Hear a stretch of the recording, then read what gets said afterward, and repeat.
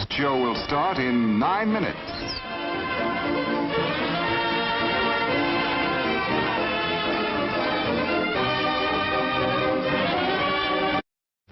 What is it? Say, What is it? hey, why it's Buttercup. Popcorn, add sweet green butter to hot popcorn. Mix it up, wrap it up, Buttercup is born. It's delicious. So nutritious. It's a taste delight. It's so munchy, Crisp and crunchy. you'll enjoy each bite. Eat butter-drenched Buttercup, popcorn at its best. Served in a king-size cup. It beats all the rest.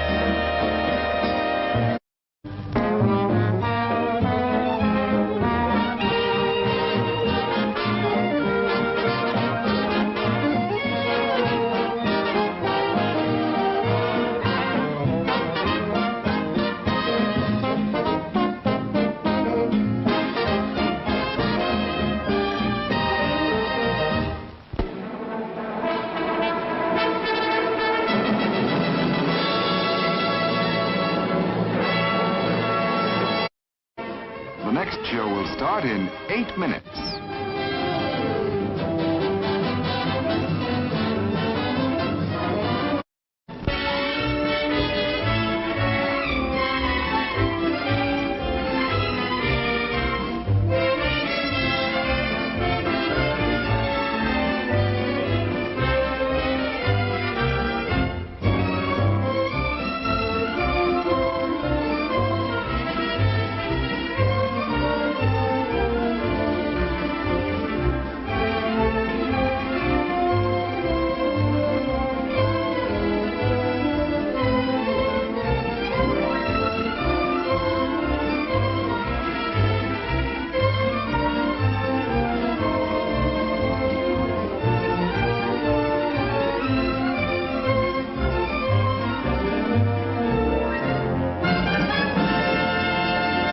For refreshment.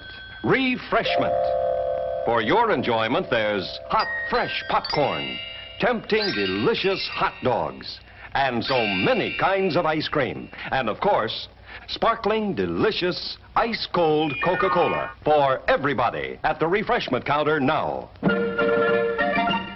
Remember, your favorite snack will taste especially good with world-famous ice-cold Coca-Cola. The next show will start in 7 minutes.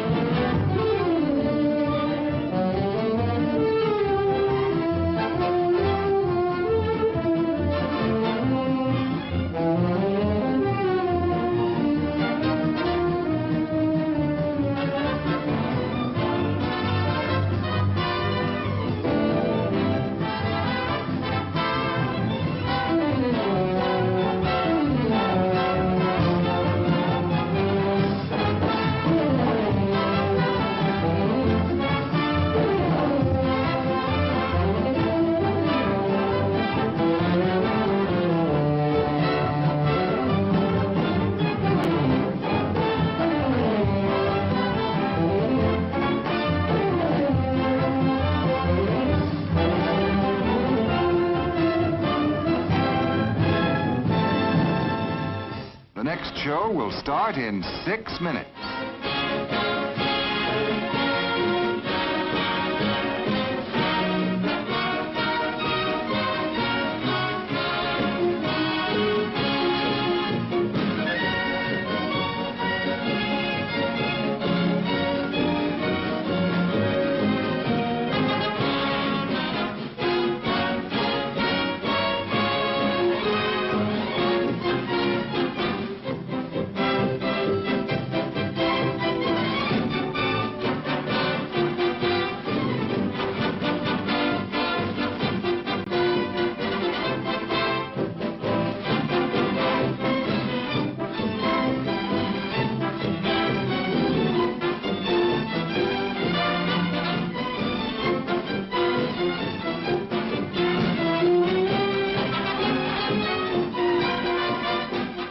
While you're relaxing and waiting for the next show to begin, visit our snack bar.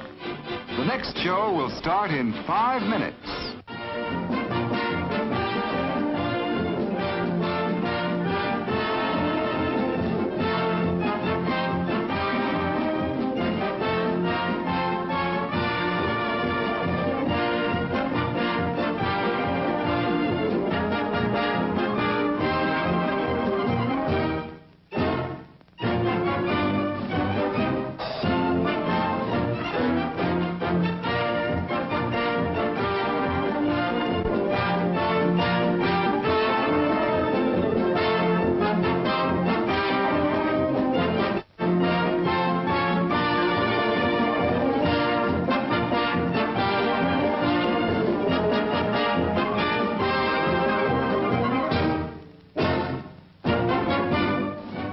next show will start in 4 minutes.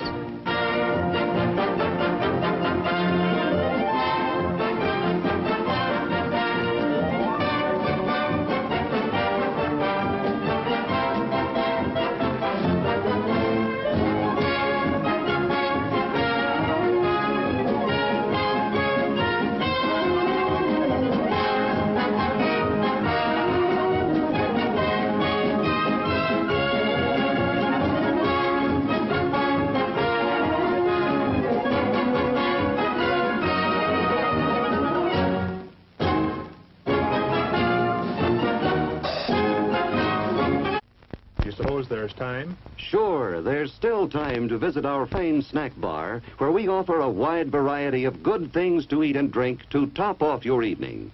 Want a suggestion?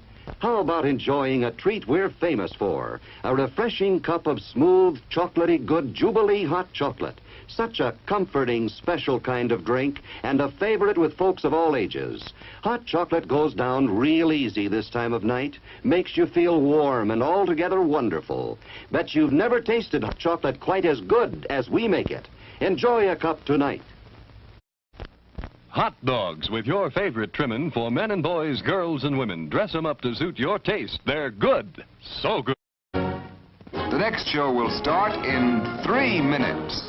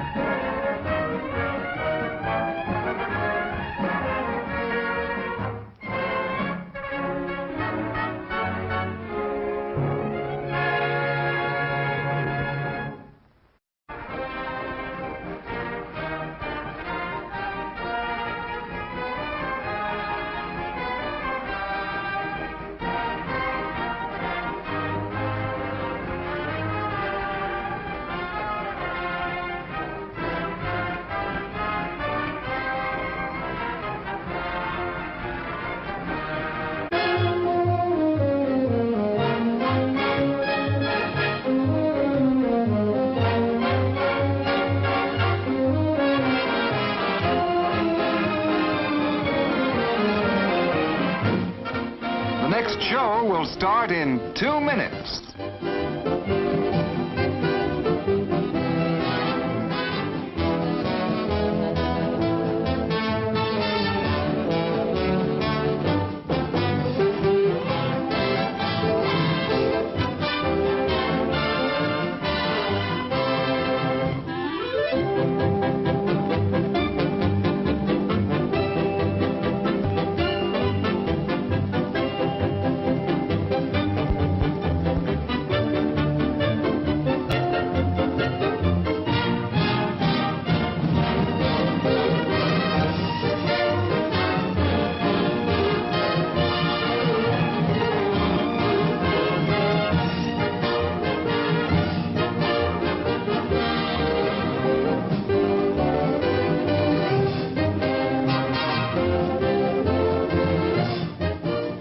The next show will start in 1 minute.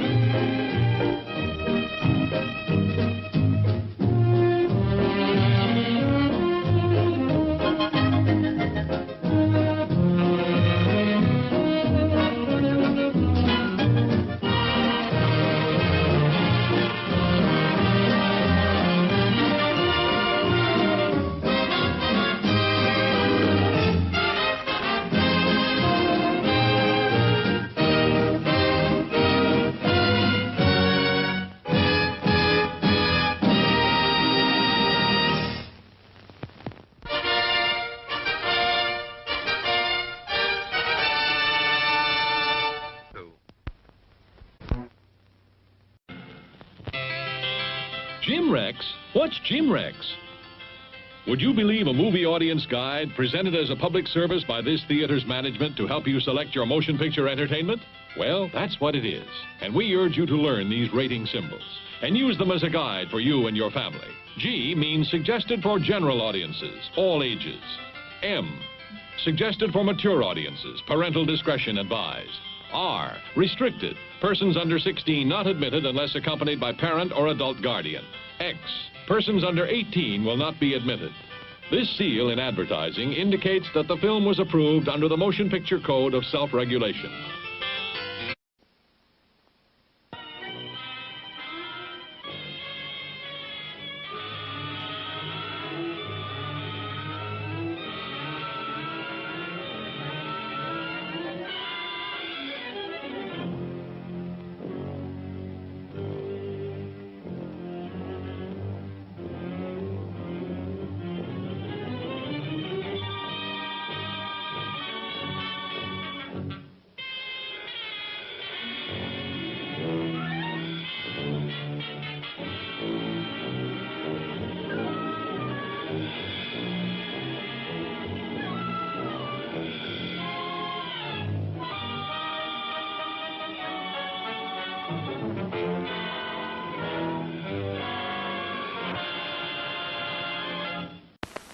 Hi, folks. I'm Rico. Oh, Nacho. He's Peppy. See? You can find us at the concession stand in the lobby. Along with all sorts of other tasty goodies. See? Rico's Nachos, a refreshingly new and different snack discovery. Chock full of high-quality ingredients, crisp, fresh tortilla chips, covered with creamy aged cheddar cheese, topped off with zesty jalapeno pepper rings. Rico's Nachos, out of sight. Remember, folks, we're the new star at the snack bar. Rico's Nachos, a new taste treat you can't beat. See? Rico's Nachos, on sale at the snack bar now.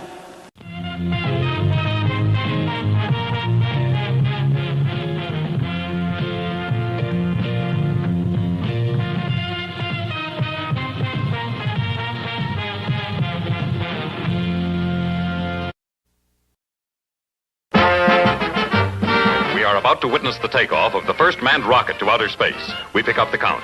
7, 6, 5, 4, 3, 2, 1, 0! We're off to visit the planets. There are treats galore in the stars. Venus is loaded with candy, and ice cream is found upon Mars. The soda pop's fizzing on Saturn. When you're thirsty, it sure hits the spot.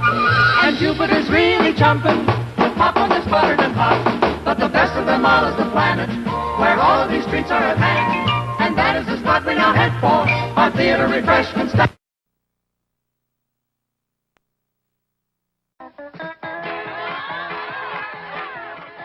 Good evening.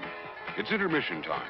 And during the next 10 minutes, we invite you to visit our refreshment stand located in the center of the drive-in. Our service is friendly and quick. You'll find hot dogs, hamburgers, pizza, your favorite candies, hot and cold beverages, and other delicious snacks. So add to your fun of watching the movie. Visit our refreshment stand right now during our 10-minute intermission. We're glad to have you with us tonight. We hope you'll come to see us often. It's great to get out to the movies.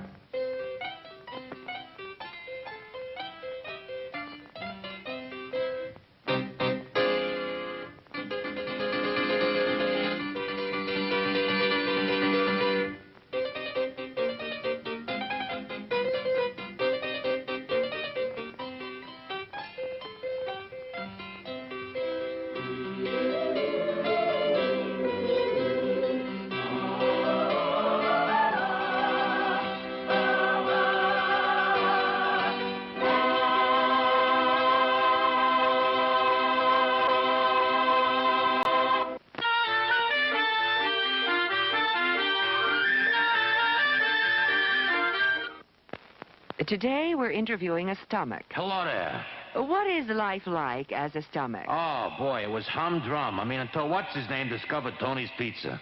Tony's Pizza? Yeah, I was suffering from the pizza cravings until Tony's came along. Crispy crust and zesty sauces.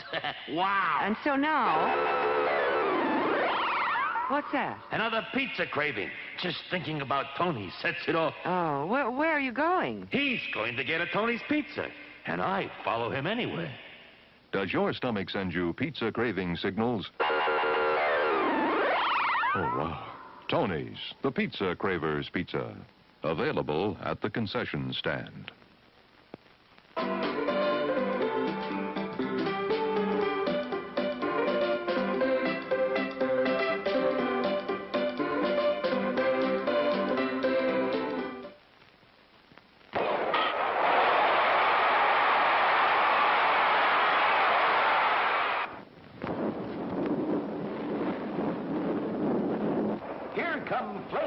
The delicious Oriental treat that's out of this world for taste-tempting goodness. Light and delicious, full of tender, juicy, fresh shrimp meat. America's favorite shrimp rolls. Try Flavos. You'll say they're shrimply delicious. Hungry? We have it. Kettle from the popper. There are other treats for you, too, such as fresh candies and ice cream. Visit the Refreshment Center now. Enjoy a delicious snack and ice-cold Coca-Cola.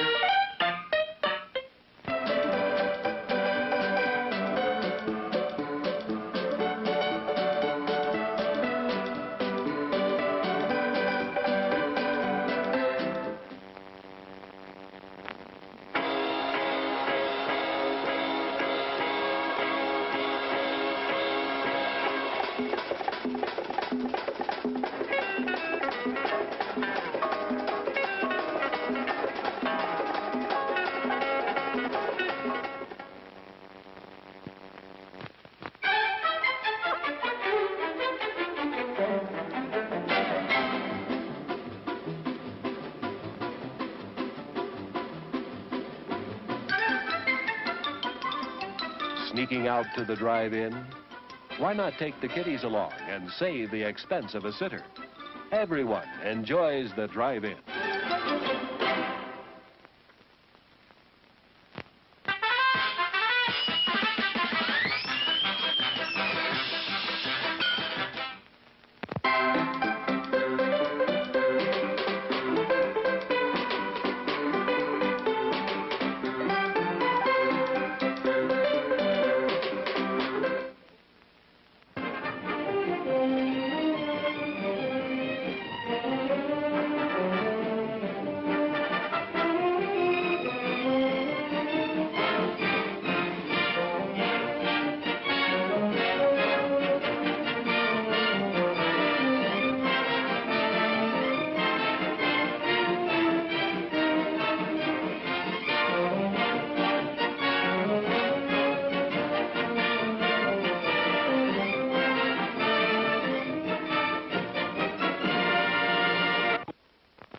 Please replace the speaker on its rack when you're ready to leave.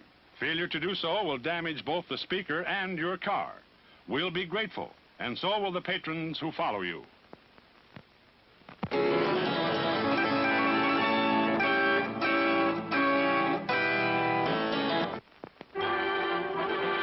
It's intermission.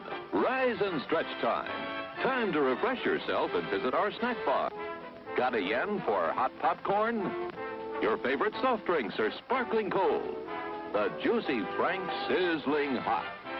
There's delicious coffee, freshly brewed, and all kinds of ice cream and candy to tempt you. Showtime will be announced loud and clear to get you back to your car in time. So stretch your legs. Come to the snack bar now.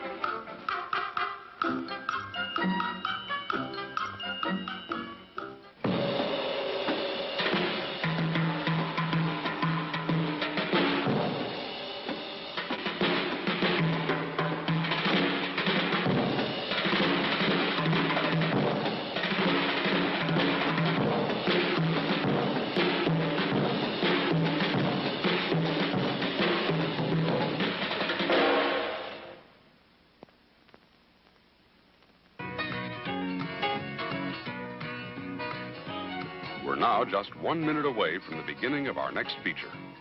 For your convenience, our refreshment stand will remain open after the feature begins, so you still have time to add to the fun of watching the movie. Before we begin our next feature, we'd like to remind you to replace your speaker before leaving the theater. If it is accidentally damaged, please notify someone at the refreshment stand. Again, thank you for coming out to the drive-in tonight. As you leave, please drive carefully and come back soon.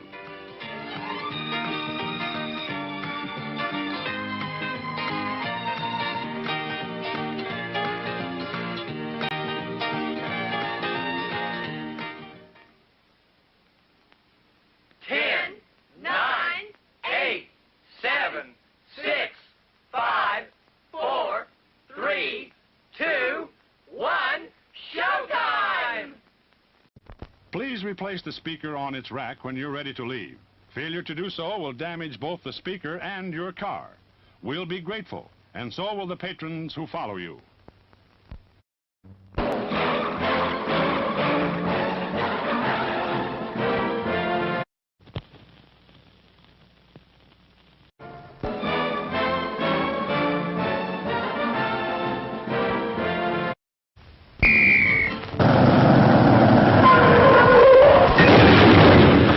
Projectionist, stop the show. Here's great news you ought to know. We've just got a shipment of taste-thrilled treats, all tip-top quality and delicious eats. There are hot dogs and popcorn and candy galore. There's soft drinks and coffee and a whole lot more. So direct your steps to our refreshment stand to enjoy the finest snacks in all the land.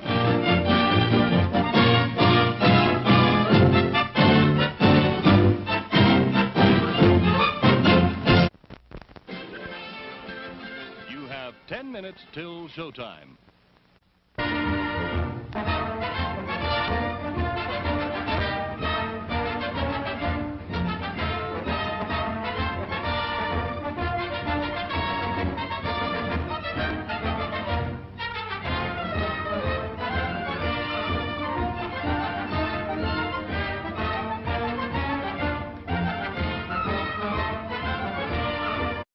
You've seen the show. It was quite a treat. But now you'd like something to eat, so right this way to the concession stand serving Castleberry's, the best in the land. Yes, sir. Castleberry's is real southern barbecue. Choice cuts of meat slowly cooked over open pits of smoldering oak coals for honest-to-goodness barbecue flavor. You'll also find hot coffee, cold soft drinks, and delicious ice cream in our snack bar to go with your Castleberry sandwich. Just look at that generous helping of rich, juicy barbecue. Yum, yum. For a real taste thrill, Castleberry's barbecue will fill the... The next show will start in 9 minutes. Golden pure creamery butter, rich, flavorful, satisfying. That's what it takes for the finest buttered popcorn, and that's what we use. See for yourself why there's no Showtime treat to equal the crisp, delicious flavor of hot popcorn that's bathed in real melted butter. It's at the concession stand now.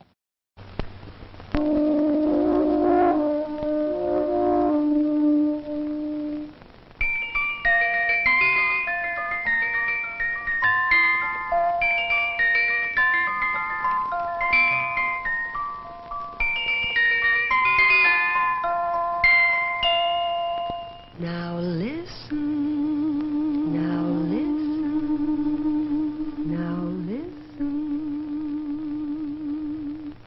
I'm the Dairy Queen, won't you come with me along the milkshake way?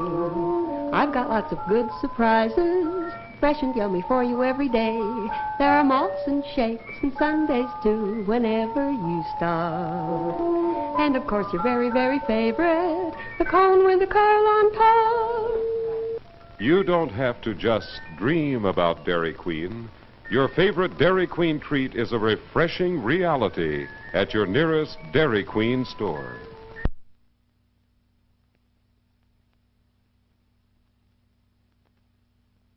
The next show will start in 8 minutes. Hey!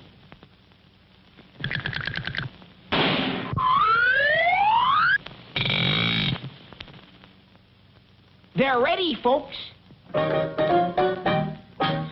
refreshment that is great. If it's early or it's late, it's Orange Crush. Orange Crush, the drink that's extra good. Fresh fruit flavor. That's for me. It tastes better. Naturally. Orange Crush, Orange Crush, get some right away. Visit our refreshment stand right away for delicious Orange Crush and all kinds of good things to eat.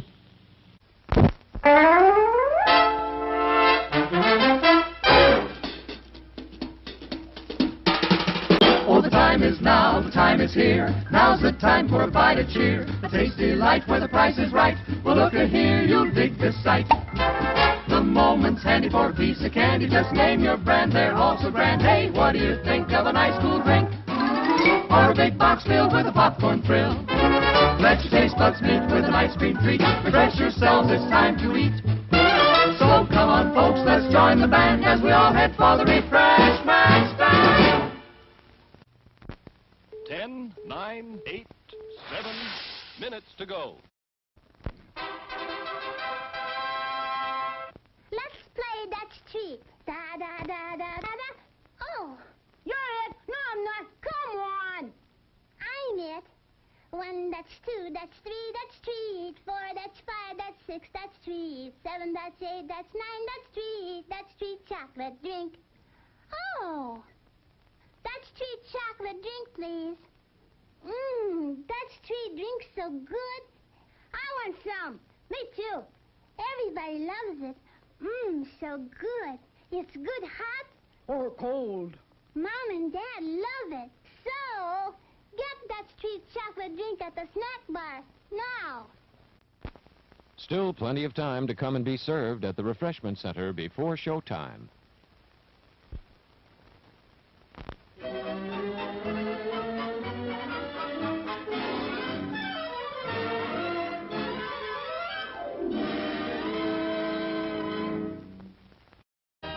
The next show will start in 6 minutes.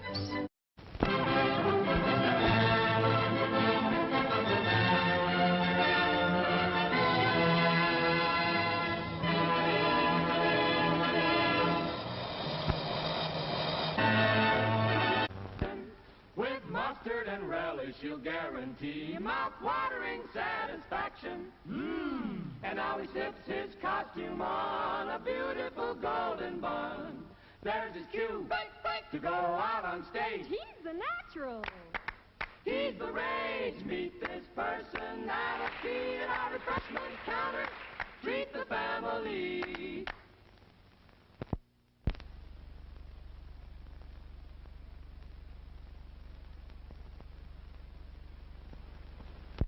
something different for a change? Then try the perfect refreshment, Chili Dilly, a delicious pickle treat that's spiced just right for every bite. Economical, too. There's no waste. You eat every bit of the juicy goodness of Chili Dilly. How about trying one right now? Chili Dilly, on sale at our concession stand. You'll love 'em. You have 5 minutes till showtime. Time for refreshment. Refreshment. For your enjoyment, there's hot, fresh popcorn, tempting, delicious hot dogs, and so many kinds of ice cream. And, of course, sparkling, delicious, ice-cold Coca-Cola for everybody at the refreshment counter now. Remember, your favorite snack will taste especially good with world-famous ice-cold Coca-Cola. It's refreshment time, folks. Time out for a delicious snack in our sparkling refreshment building. Every item a fresh, appetizing taste treat. Fresh popcorn, delicious and crisp, with or without butter. Sizzling hot dogs, bursting with juicy goodness. Tender, tasty hamburgers with all the trimmings. French fries, crisp and golden brown. Thirst-quenching, refreshing, ice-cold. There's plenty of time to treat yourself to something good to eat at our refreshment center. The show begins in just 4 minutes. And now, meet the star of our show. Symbol of a treat that quality made famous. America's most famous ice cream treat. Eskimo pie. Creamy, delicious ice cream made even more exciting with smooth, rich chocolate coating. And wearing the label of quality, known the world over. Eskimo pie, the treat you know is tops because it carries its pledge of quality right on the back of the bag. Be sure you save the bags for valuable premiums. Get famous Eskimo pie at our refreshment stand now. It's America's anytime taste treat. Finest ice cream, finest chocolate. It's delicious. Our hamburgers are the finest. Quality beef expertly prepared for extra deliciousness. Treat yourself royally right now. What a hamburger.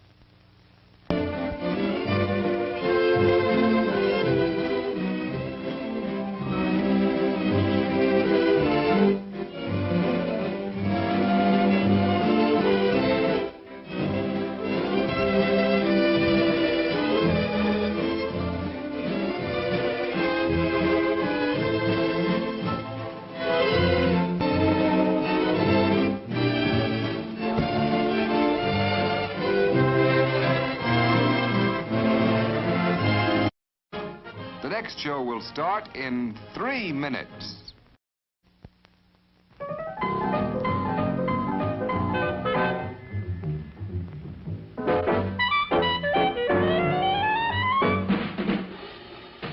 Like you crave that corn when it's freshly bopped, you gotta beat it to the box with the butter on the top. Get with it, man. Start strolling down to the sweets that set you rolling, the best in town. Our candy's real gone, if I'm understood. To all you squares, that means the confection is positively delicious. Cork that stuff. Give me 5. Let me send you into this nutty jive.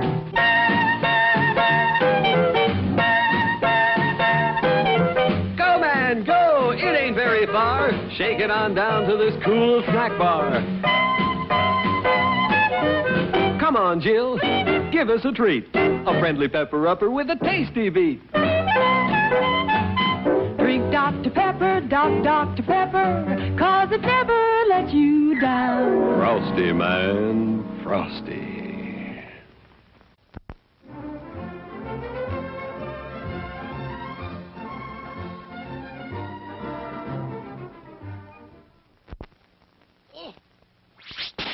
Only 2 minutes left.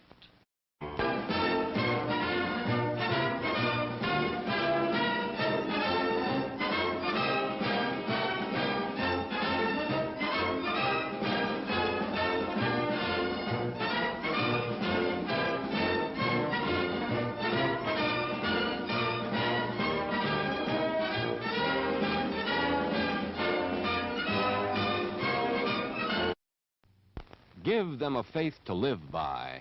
Worship this week.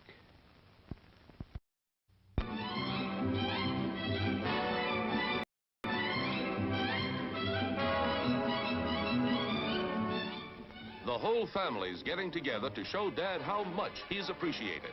It's so nice to have a man around the house. But here's an extra surprise. Somebody's treating the whole family to the most enjoyable gift of all. Get the hint? Take Dad and the family on a pleasure-filled outing to the movies at our special Father's Day show, Sunday, June 21st.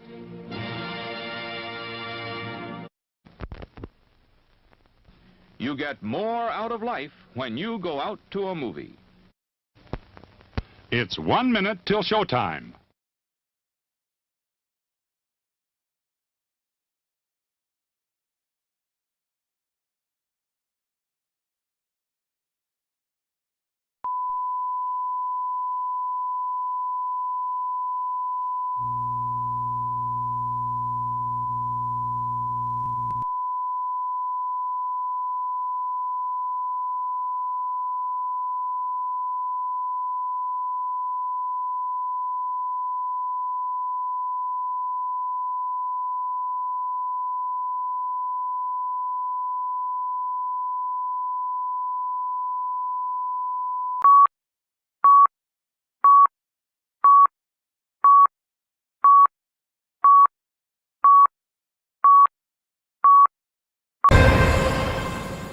Check, check, testing, 1, 2. Fuck this.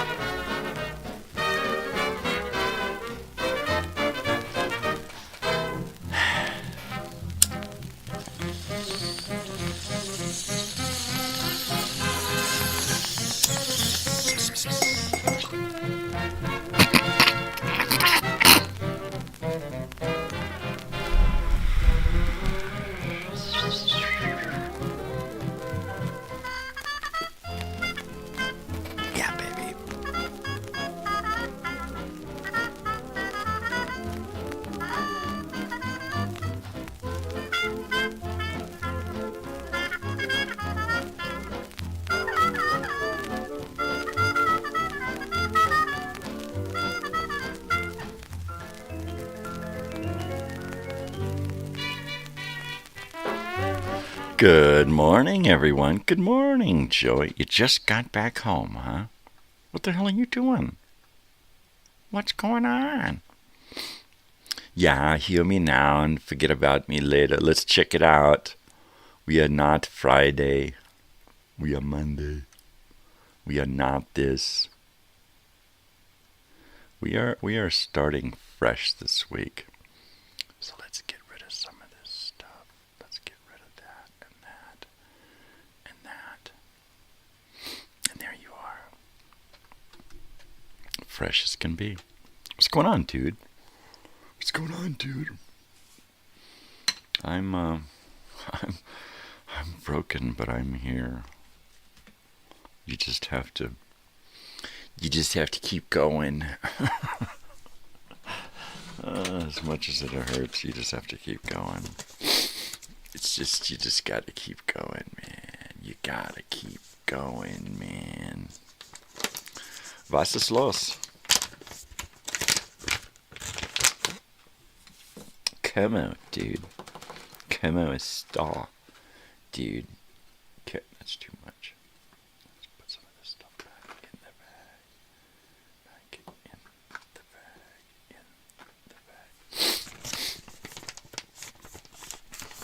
bag. I worked diligently yesterday. Not Saturday. Yesterday. I got up in the morning and had coffee bright and early and worked on my video stuff for Friday. And actually programmed my entire show. I I programmed 12 hours worth of show for Friday. That's a bit of a reach, huh? Yeah, I really, that's a lot of stuff. That is a lot of stuff. Yeah, all the way down to sign off. Now, I need to pick out all the Black Friday elements for my topics. I need to pick out I need to put together 30-second loops to play behind me while I'm talking about something. So a Kmart commercial, some Kmart logo stuff, that kind of stuff. So that's what I'm looking for. That's what I'm looking for. I'm going to be taking suggestions on topics for my Black Friday show. I.e. Radio Shack, Sears, Toys R Us, Hot Wheels, Legos, Barbies, Simon, Battleship. Yeah. You name it. I want to play with it here on the show Friday and talk about it. Talk about Kmart, talk about Sears and Radio Shack, and talk a few minutes about each place, right? And then,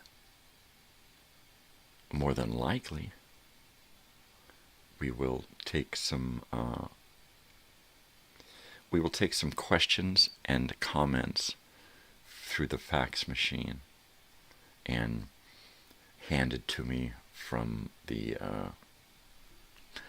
operators standing by to take your call. So there you go. Operators standing by. I put together a live, so it's the opening to the show, the live segment, the opening of the show, right? And then a commercial break, and then another live segment, and then a commercial break, and then a live segment. And I wound up with 36 live segments and 36 commercial breaks. Wow. Each commercial break is anywhere from 4 to 5 minutes long, every 20 minutes, so that I have time to redress my desk for the next segment. Sometimes I won't have to do anything. It'll just be an image hanging here next to me. Sometimes I will have an actual physical representation here of, like, Radio Shack. I've got my Radio Shack ball. And then I want to talk about the toys, the things that we purchased back then, like walkie-talkies, BMX, Murray, Huffy. Right. Schwinn. Swing. So what's going on? It's Monday. I am here by the skin of my teeth, really. Man, I fought, here we go again, tooth and nail to get out here this morning. But I knew I wanted to sink my teeth into it. All right, that's enough of that. Do it to the man. I'm going to do more bong hits because it's early. I just woke up. That was my first bong ski of the day. And I'm waiting for Joey here to tell me about his night. Tell me about your night at work so I can live vicariously through you, since I don't really work anymore. Yeah. My wife is like, why doesn't he just go home? And I said, honey, first of all, he's collecting a paycheck. And second of all, as soon as he walks away, everything falls apart. Just being here is keeping shit together, right? Yeah, they need to keep him around. They know that everybody keeps their shit together when Joey's around, so There you go. There you have it. There you are. Oh, this bong hit is going to be rough. This stuff is really, really rough. This stuff that is really stony, though. It is a sativa, berry days, and the THC is off the chart. It's like 34. My night was pretty shit. Ah, there you go. There you have it. Well, we're just it's a week away from Thursday, and you'll be here. Yay! And you can just take a break from this shit. Take a break from this shit. We'll have to see what the schedule looks like for what you call it, the night you guys go to the concert. We're gonna have to take a look at the schedule. So you'll either be taking the C-Max, or we might get Natalie just to rent a car for the night. Of course, you'll have to rent it, but she can pay for it. We'll see. We'll see how it goes. If we can get something for a good deal that might be more beneficial. Especially if the old lady and I have something going on that day. You guys will be leaving early, so you got to pick me up at the airport again. Of course, brother. You know it. You know it. I like doing the dad thing, the host thing. You know, bring it on, dude. Yeah, just you know, the day before, shoot me a message.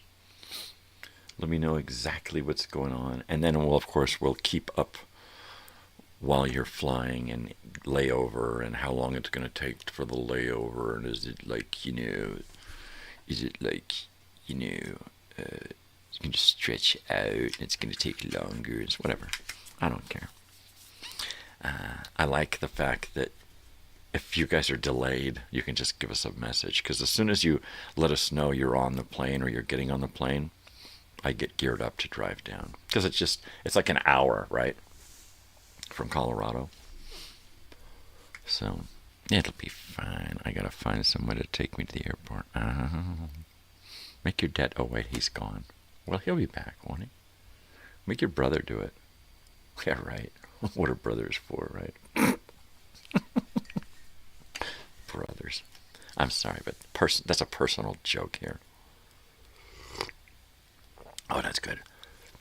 Oh, that's good. Oh, man. Coffee. First sip of the day. Second bong hit of the day. Oh, that coffee is sweet, but it's got a little bit of bitter to it.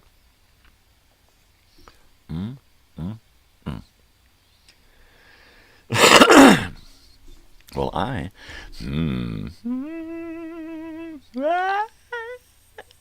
no, not quite there yet. Oh, me. You. I always think of the Three Stooges and Curly Joe. I don't know why. Me. He does that, right? All right, going in. Second, Hitski.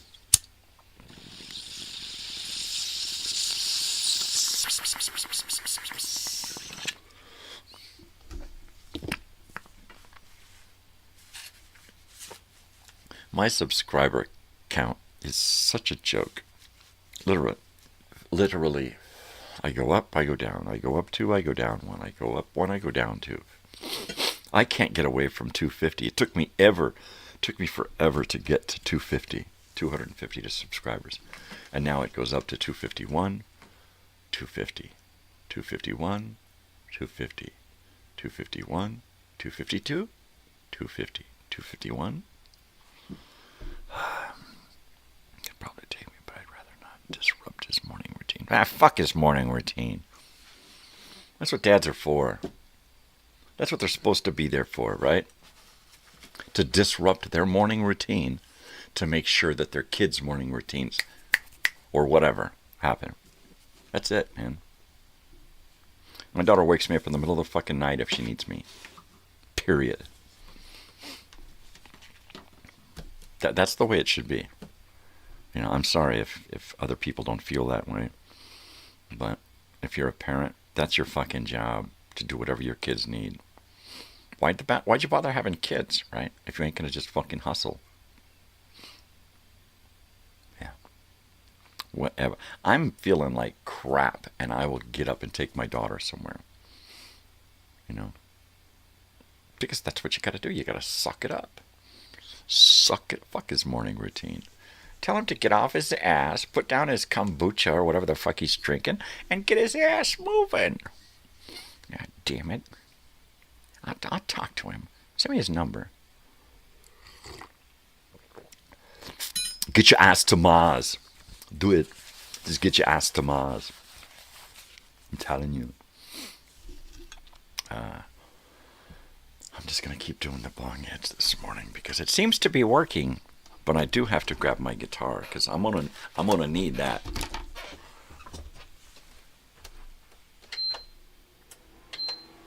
I need a heater too.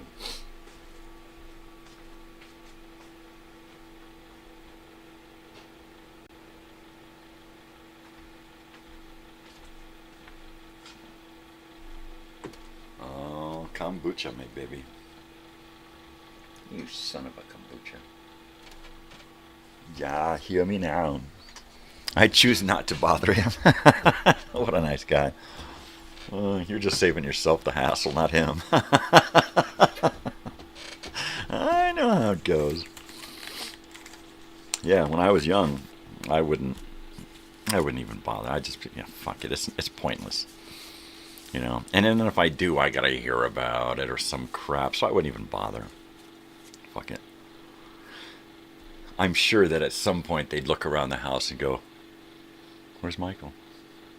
Hitchhiking down the fucking road. It's what? I got pulled over hitchhiking once. My friend and I were standing off the freeway outside.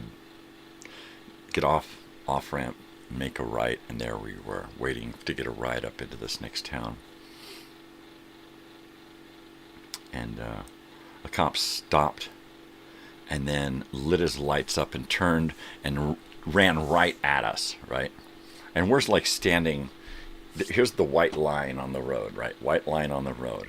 And we're standing like, my friend's here and I'm here, and the white line is like right down the middle of us. But we're like standing, each of us have like 1 foot on the line, and we're both standing there hitchhiking. This cop pulled up. And he came right at us hauling ass, and he slammed on his brakes as he slid right up to us, literally making both of us dive in either direction. And then he gave me a ticket because I was standing outside the white line hitchhiking. So I gave him a false fucking name.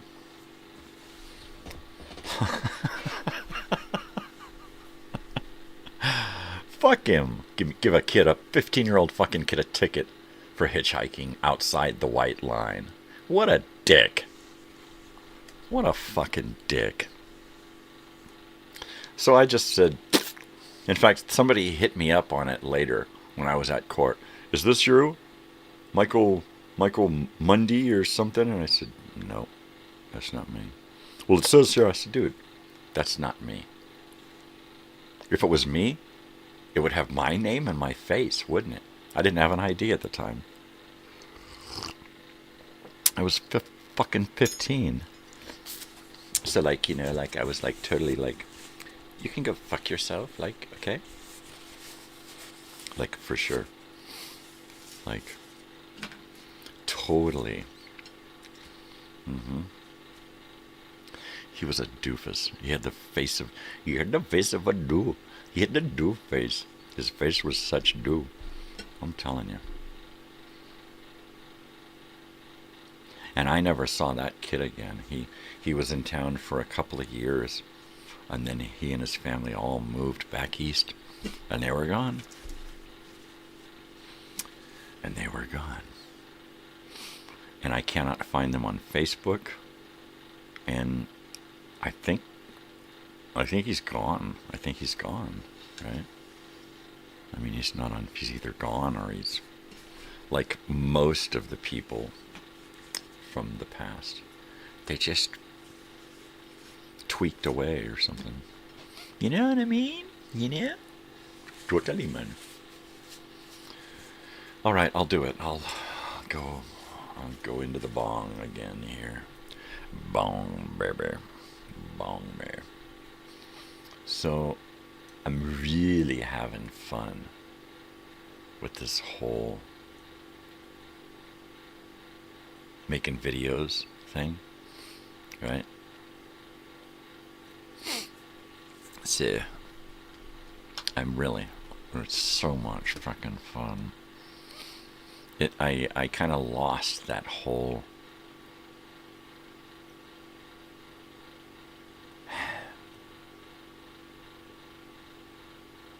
what you call it, that feeling that I had, like, you know, like despair. I kind of lost that for a while. Also, I've been playing a lot of Command and Conquer. Go in for like 2 hours and build and destroy and build and destroy. And it's not so much fun as it is just time consuming and something for me to build and destroy, pretty much. Because I used to play the game 20 years ago. I played the shit out of this fucking game. So I'm going back and I'm digging up user maps and playing those. So it's different, but it's just so easy. I've got it on the hardest setting, going up against like one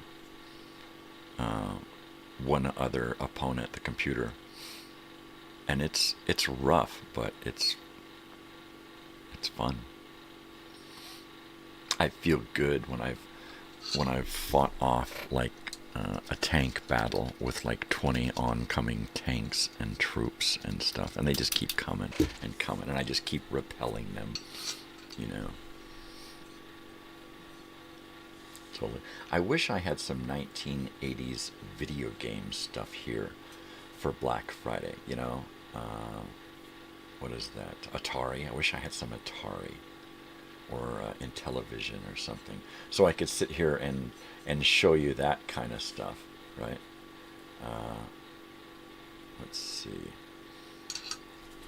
What do we got here? I was just thinking of some other elements.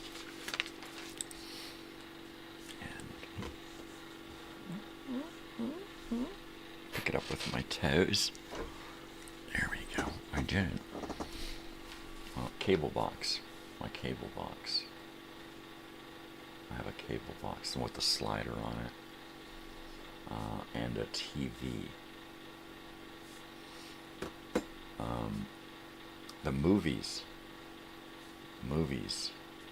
The movie releases, record releases, book releases, that kind of stuff. I need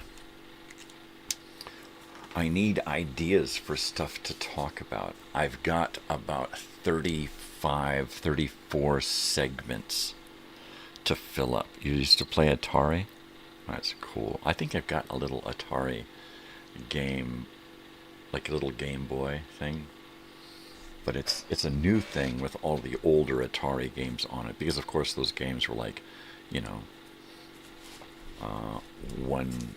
1-bit, 2-bit, 3-bit, 4, 5-bit, 7-bit, 8-bit. Shut up. They were small.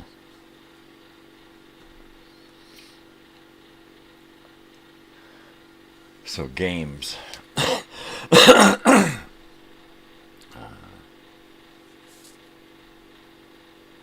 Atari and television.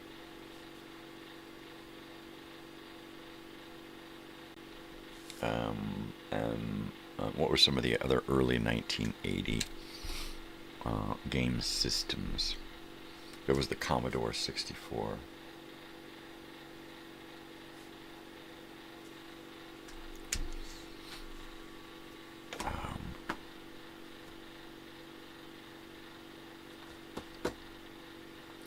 Totally.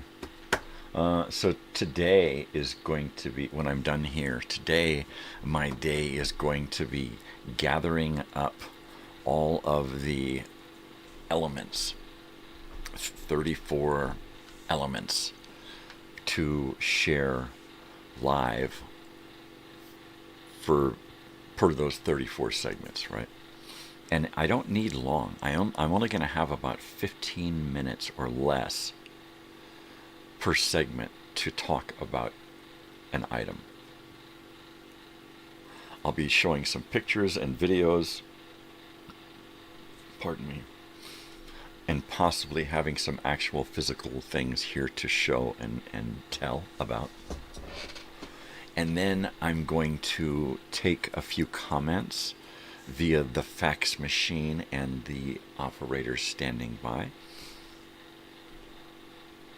and then go to a commercial, and then come back with a new segment. And every time I come back, I'll be ready with the new segment and the new. Now we're talking about Sears. Sears, that's a fun one right there. I wish I had a Sears and Roebuck catalog. I wish I had some old Kmart Christmas flyers. They were these newspapers where you looked through and it was just a catalog of all the toys that were available for Christmas, and you'd give that to your kid and say, all right, circle some stuff. Yeah, I remember those days, man. I didn't get shit I wanted. I'm talking about my daughter. We used to do the same thing. We used to take those little seasonal flyers and look through those.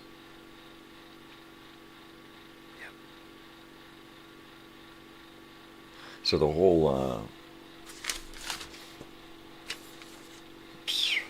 look at this. This is my section of, well, this is my commercial breaks.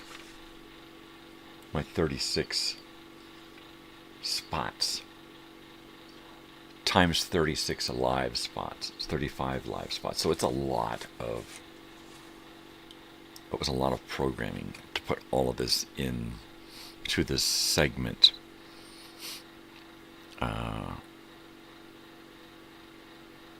Yeah, crazy. But the thing is that once it's here and I start the show, I won't be using those at all.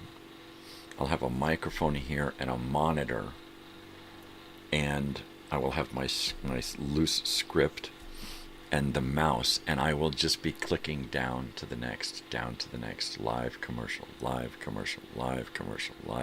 all the way down, and following my script that corresponds with what I've named each break or each live section, right? Each live section will be named for the elements and the segment copy that I'll be using. I kind of feel like I'm doing like the high school audio video department does a little TV show or radio show or something. That's kind of what I feel like I'm doing. I never got to do that in school, be part of the audio video department. I would have loved it. I would have been able to teach them shit because I knew a lot about the audio video world.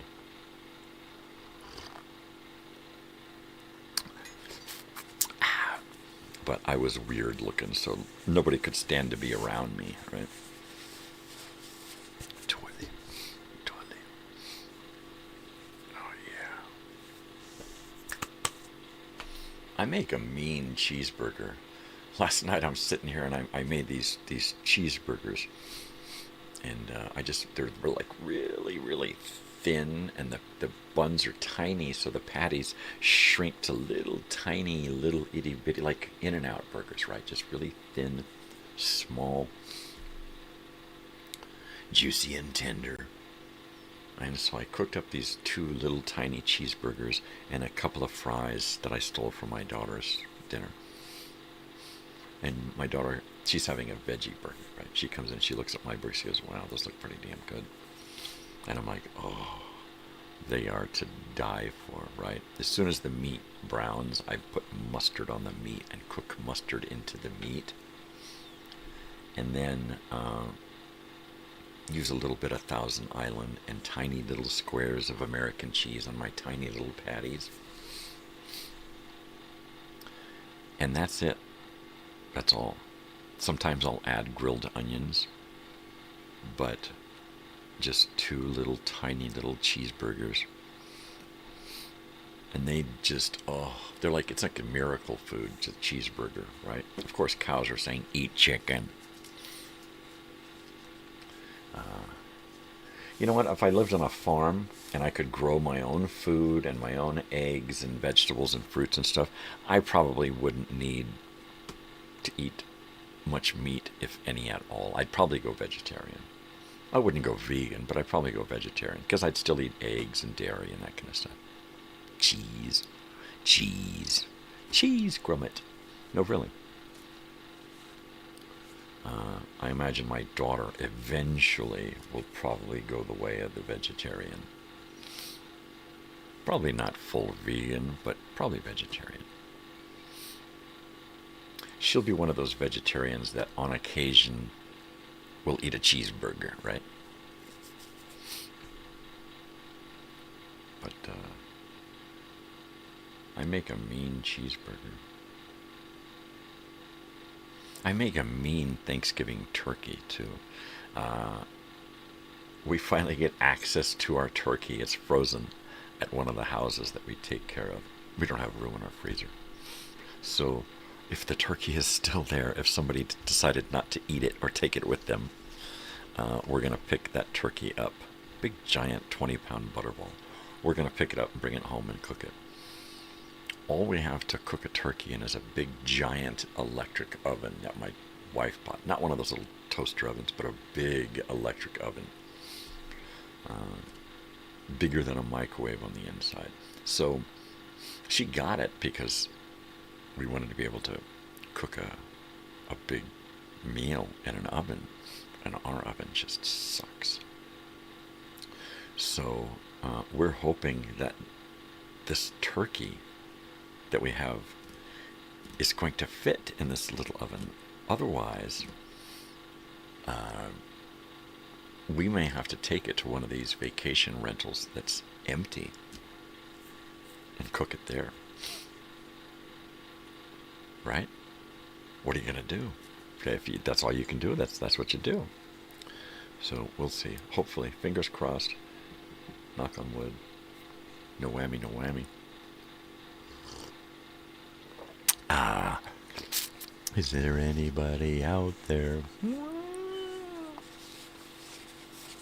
Yeah. Because if you're out there, please say something. Yeah. Oh, man. I think what's going to be the big hit, which is why I loaded up 5-minute commercial blocks, 3 an hour. I think the thing that's going to be the big hit on my show is going to be those commercial breaks and my topics. That's it. I think that right there is going to make it a fun show. So, I'm excited. Once again, Mr. Excitement. Hey, peace, dude. Take care of yourself. Love your brother. See you soon. Stop by again before you go. I'll be here. Good luck on finding a ride. Fuck it, call an Uber. Hitchhike. Just stay inside the line. Alright, man. Take care of yourself, brother. Love you. See ya. Better write you in the logbook here. Better write you up.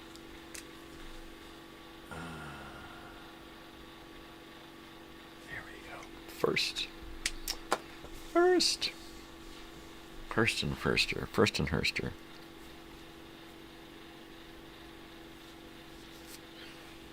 All right. Am I gone? No way.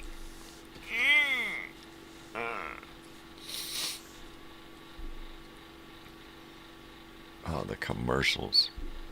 They're fun. I put together so many commercial blocks. It was really, really cool, you know. And I used most of them. I mean, I put together just more than enough, and I used almost all of them, which is pretty crazy. It's pretty crazy, man. It's pretty fucking crazy. So this is the morning show.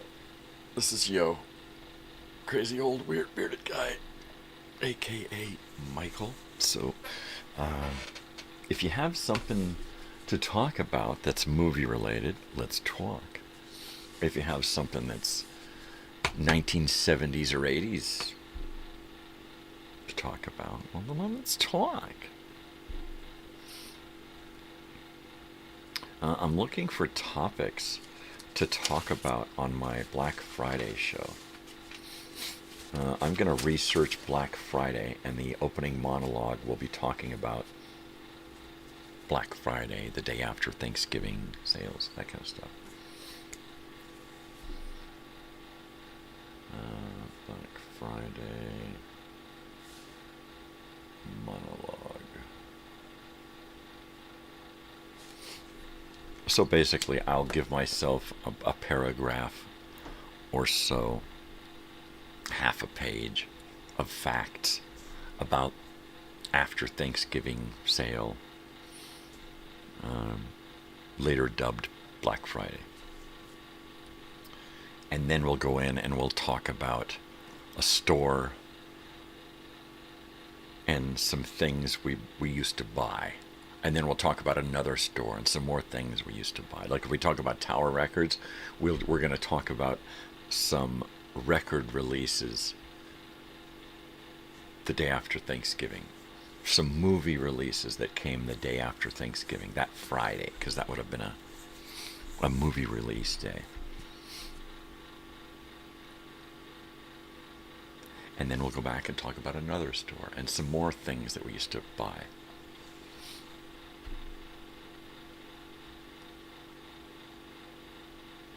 Toys R Us.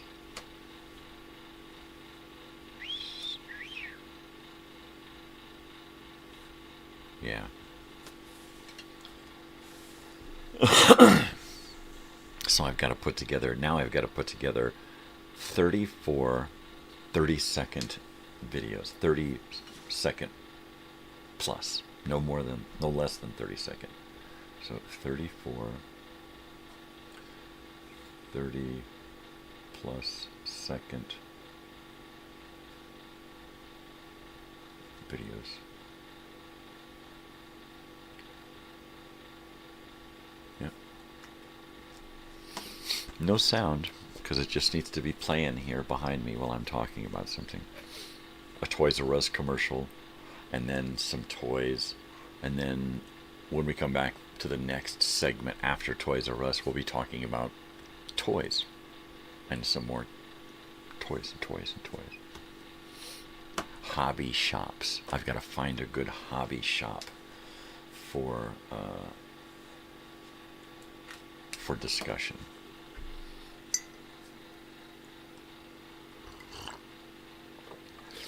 Because hobbies were big. And then we got what? Mini bikes. Motorcycles. Mopeds. Off-road. ATCs. Right? Because if we're going to talk bicycles, we might as well talk about little motorcycles, because the kids were all over that shit when I was growing up. We even had mini bikes for a little while.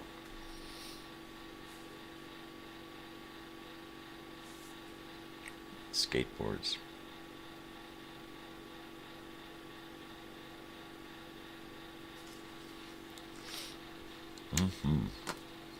Skates. Skates. Totally, man. I think the rollerblade thing was more 90s, wasn't it? That's what I'm gonna stick to that. So I'll research each one of these topics and find a commercial and some graphics, because what I'll want to do is I'll want to have a loop, and it'll be a 30-second commercial, And then it'll be a graphic that'll hang there. And then it'll loop back through the commercial, and the graphic will hang there for 15, 20, 30 seconds. And then it'll loop back through that commercial. So if I create a video like that with no sound, and then install it here and hit loop, it's just going to keep playing behind me. That's it. That's great. We're going in.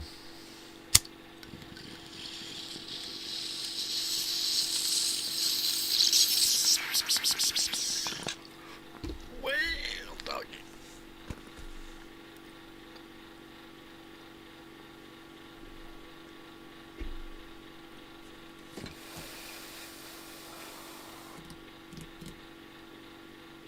Of course, if I can't find a commercial or something, it's just going to be some photograph slideshow looping.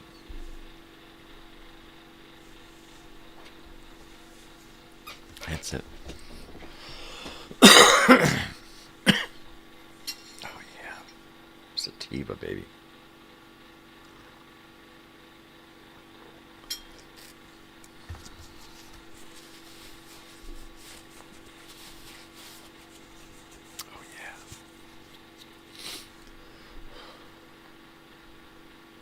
The station identification, the opening, the closing of the show, the we'll be right back stuff. Oh, that stuff is just my bread and butter. I love to do that kind of shit. I mean, I've got a channel where I just create that kind of stuff and then build a show around it, right? Because it's just so much fun. And then once I get done with this Black Friday show, I'm going to erase all of it on my program here. And then I'm going to be loading up those commercial breaks, re-edited with morning show intros and outros and station identifications. So I'm just going to recycle some of this stuff. And that's going to be cool, because I'm just going to, every show that I do, every TV related show is just going to be commercials and commercials and commercials. TV related stuff. Anything that I can put on here and get away with, I'm going to be doing it. When we do the movie stuff, it's going to be movie trailers and theater stuff, right? Let's go out to the lobby and whatnot. So each actual show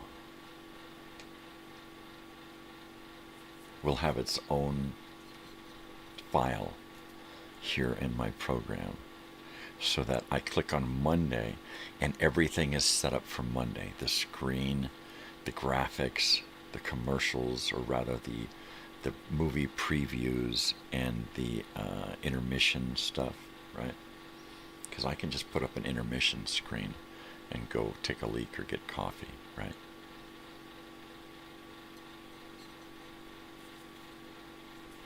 And that's going to be creating that whole file, loading up all of that stuff, so that every day I can just say, okay, today we're going to use these theater graphics, and we're going to use this. We're going to do a classroom with a movie screen, and we're going to watch ed films rather than watch, intermission stuff and actual movie previews. We'll watch some ed film stuff.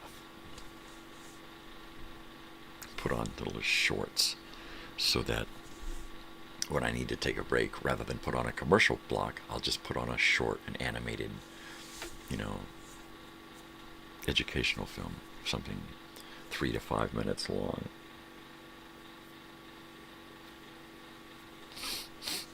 And then, I'm going to introduce my monitor out here in the foreground, of the camera will be zoomed in enough so that it can't see this monitor, but I will be able to see it underneath or next to the camera so that I can read comments. And when I go to these commercial blocks where the camera and the microphone are both off,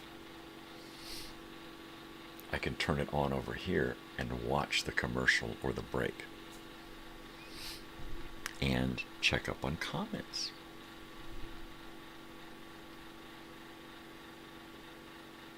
Having the comments out in front of me was going to help. I may even take this monitor here and put it out in the foreground on another monitor, since I've got unlimited amount of these stupid little throwaway TVs.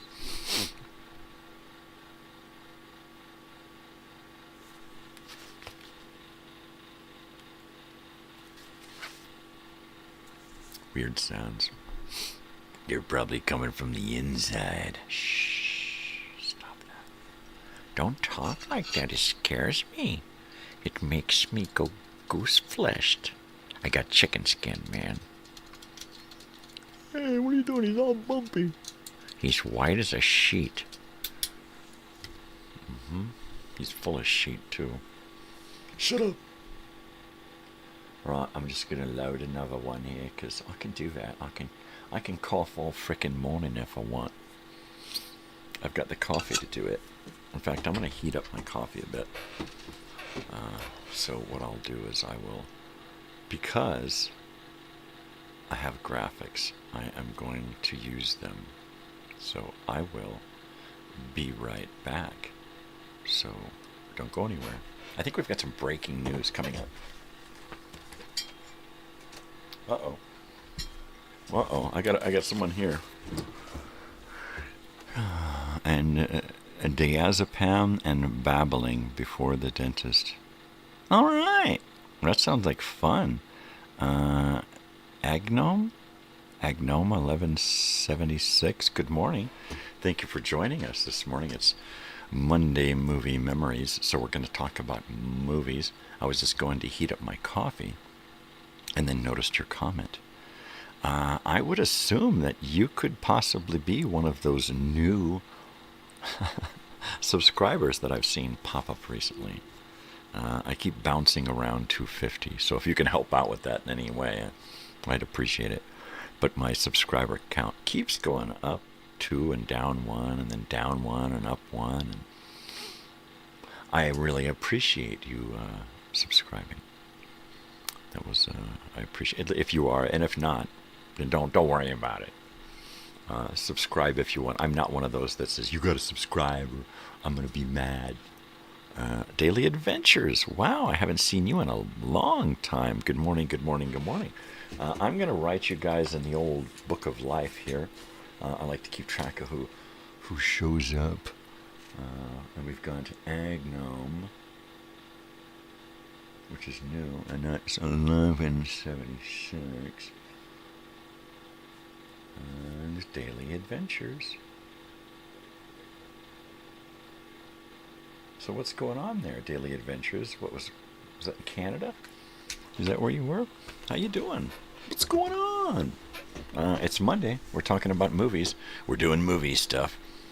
I was going to go heat up my coffee. That's why it says I'll be right back. I've got new graphics. You haven't been here in a while, so I finally learned how to use my program here. And so things are changing. I'm going to heat up my coffee. I'll be right back. I'm going anywhere.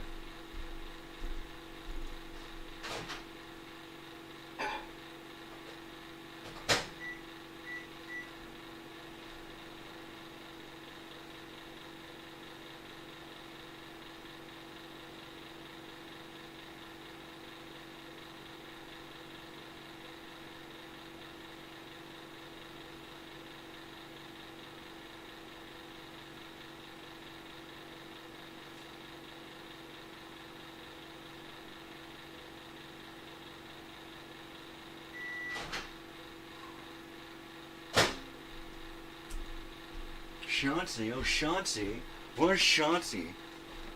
Lovey, where's Chauncey? I can't find him anywhere. Shotzi's a girl, I keep telling you. Shotzi's a boy, love. Those fucking people are crazy, man. What are we here?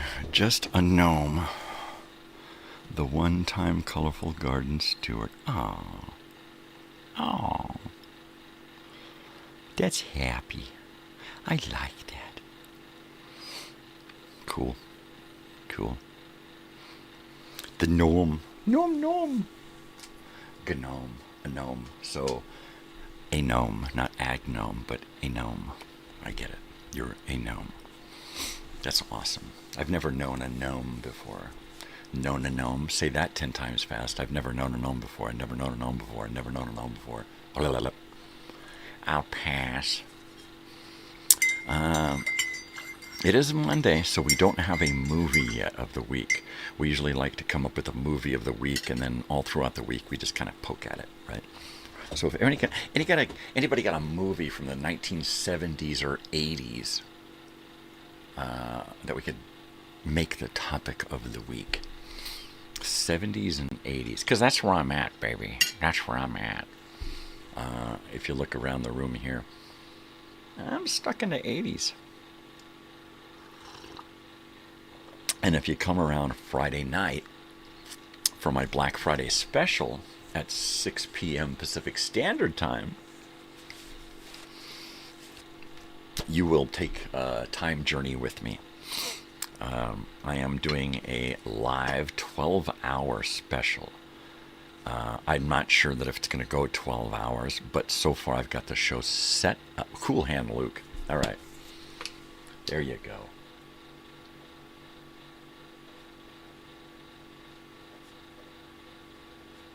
What we have here is a failure to communicate. He was alone. That's the way he wanted it. Hey, anybody want to do a hard-boiled egg eating competition? Oh, the Ghost and Mr. Chicken. All right. Well, Cool Hand Luke was quick, but I'm going to write that down because the Ghost and Mr. Chicken, Mr. Limpet. Fucking that dude. I love fucking Don Knotts, right? So let's do Don Knotts, and we will do Ghost and Mr. Chicken, and Mr. Chicken, and oh, the fish one, Mr. Limpet.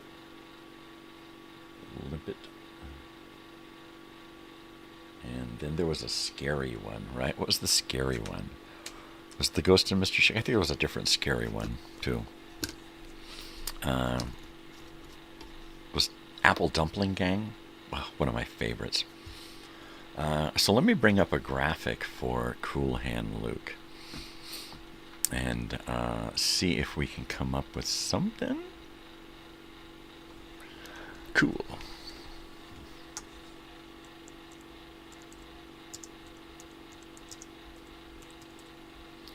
Mm-hmm. 1967. Ooh-wee. 1967. That was a great fucking movie. The great cast, too. Great cast. Uh-huh.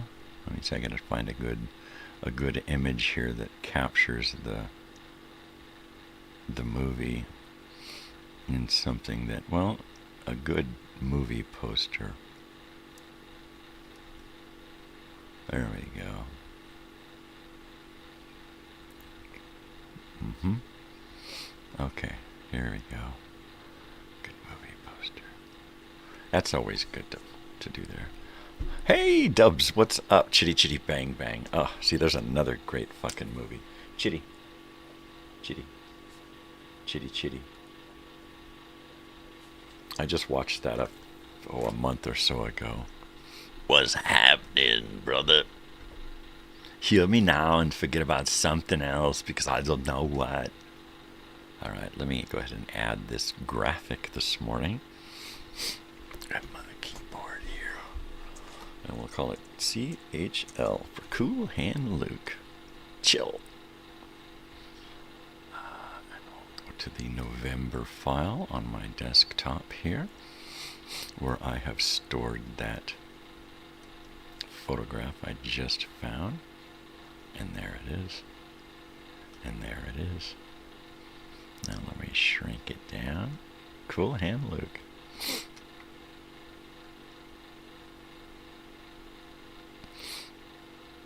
There we go. Movie of the week, Cool Hand Luke. Oh yeah. Oh yeah. We'll be back. Cool. Totally. You know what, you guys, when Black Friday comes, I'm going to change my name. I'm going to call myself Mr. Limpet. That's what I'm going to do. Yeah, because I am a limp biscuit. Oh. Totally. So, Gnome, Mr. Gnome. This is Mr. Cotton, WW here. Say good morning. I'm here in Joshua Tree, California, on the Pacific West Coast. If you've ever heard about it. So, and I believe Dubs is in South Carolina. Am I correct? I'm really bad at this. I know that Daily Adventures is up there on the East Coast in Canada, I believe. Where are you from? What region are you from? There, Mr. Gnome. Mr. Gnome? Is there anybody gnome? Hello?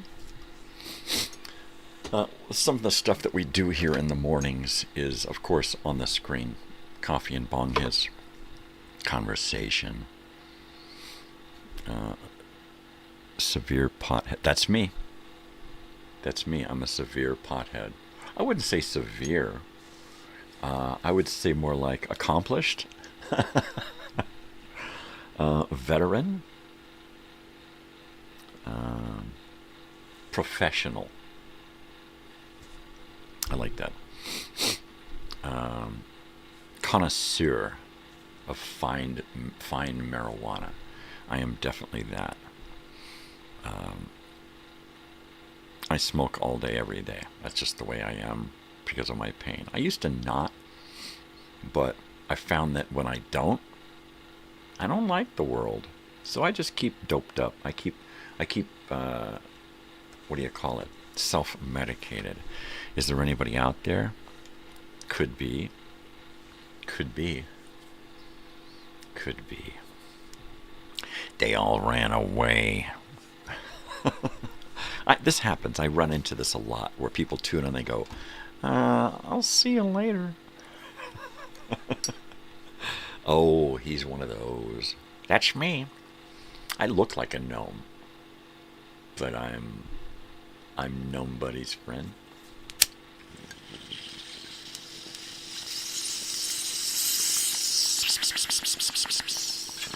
North Carolina. I always, in my head, say North Carolina and then go, no, that's not right. I have a bad habit of second-guessing myself. Really?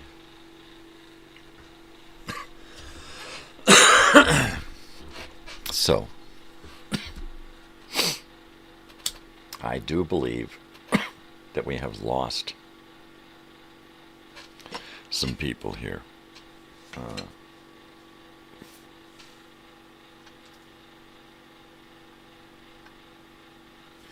Anyway, back to Black Friday. I'm excited about Black Friday. Now I'm excited about Don Knotts movies too. Cool Hand Luke.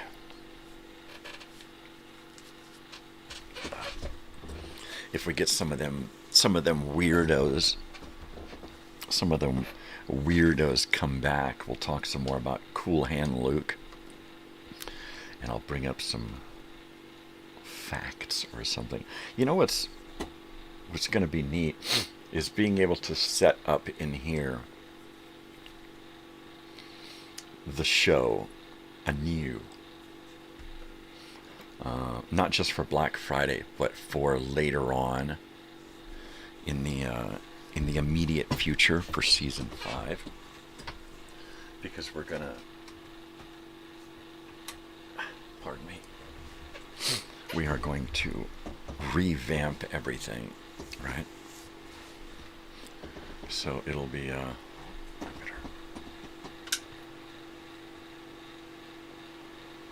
trying to get this smoke to do what I want.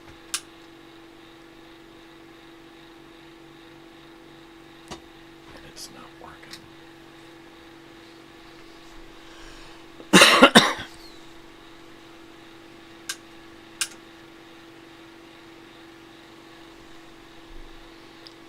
That's it. There we go.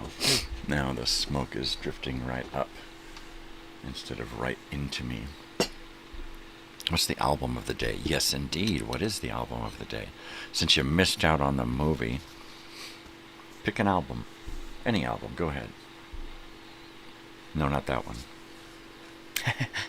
Oh. No, really.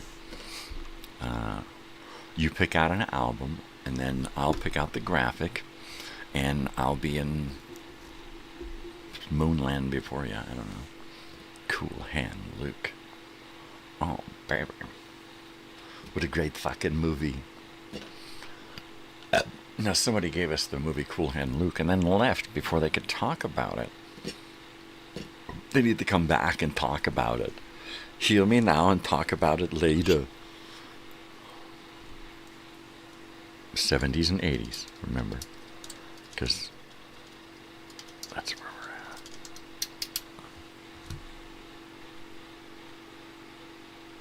Oh, I hope the power doesn't go out. No show on Thanksgiving. What? Yeah, there'll be a show on Thanksgiving morning. My family's gonna sleep in. I gotta be up. I gotta end the show at around 7 or 8 so that I can start the turkey. But nobody's gonna be awake here. It's not like we're gonna have a house full of people or something. Oh yeah, I'm doing a show on Thanksgiving. I'm doing a show on Thanksgiving. I'm doing a show Black Friday morning. Black Friday morning may be a short show if I have to go take a nap. More than likely, I will do a 7 a.m. cutoff and jump into bed after some breakfast. Sleep until about 4 and then start my show at 6. I've got a pre-show that's only about 11 minutes long.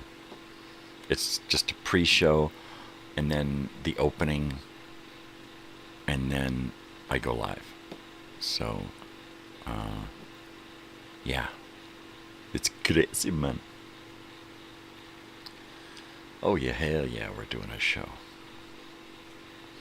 I don't know what we're talking about. Probably talking about turkey preparation or something. Because I will be getting done here and prepping turkey. It's too early to deal with turkey at 4 in the morning, 5 in the morning, 6 in the morning, 7 in the morning. By 8 o'clock, I will be like, I got to get this turkey in the oven. Period. And then I'm probably going to spend the day prepping other stuff and napping.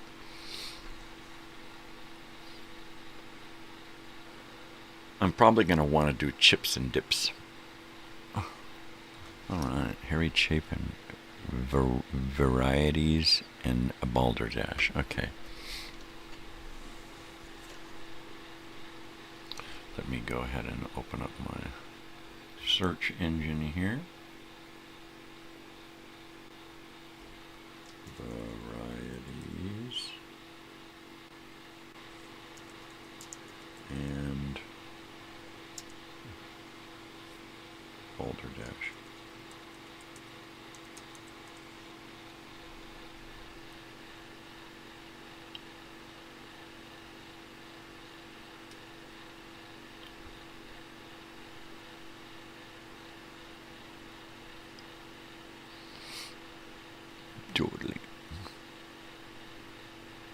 Totally, man. Jeez Louise. Jason Louisers. The album with Cats in the Cradle on it. Kimo Sabe, I see. Image.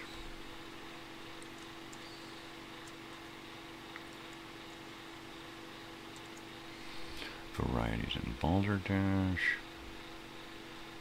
And there you go. There it is. Mr. Harry Chapin. The Chaper. The Chapinator. And tomorrow we'll probably move this down and put the TV show of the week over here. But we ain't got there yet, so just forget it. So this here album is crazy, and it was Harry Chapin's only #1 hit. Oh. So we're going to let Dubs tell us about this, because I know nothing about this album. I didn't even know it was him. Cats in the Cradle. I thought it was the Muppets who did that song originally.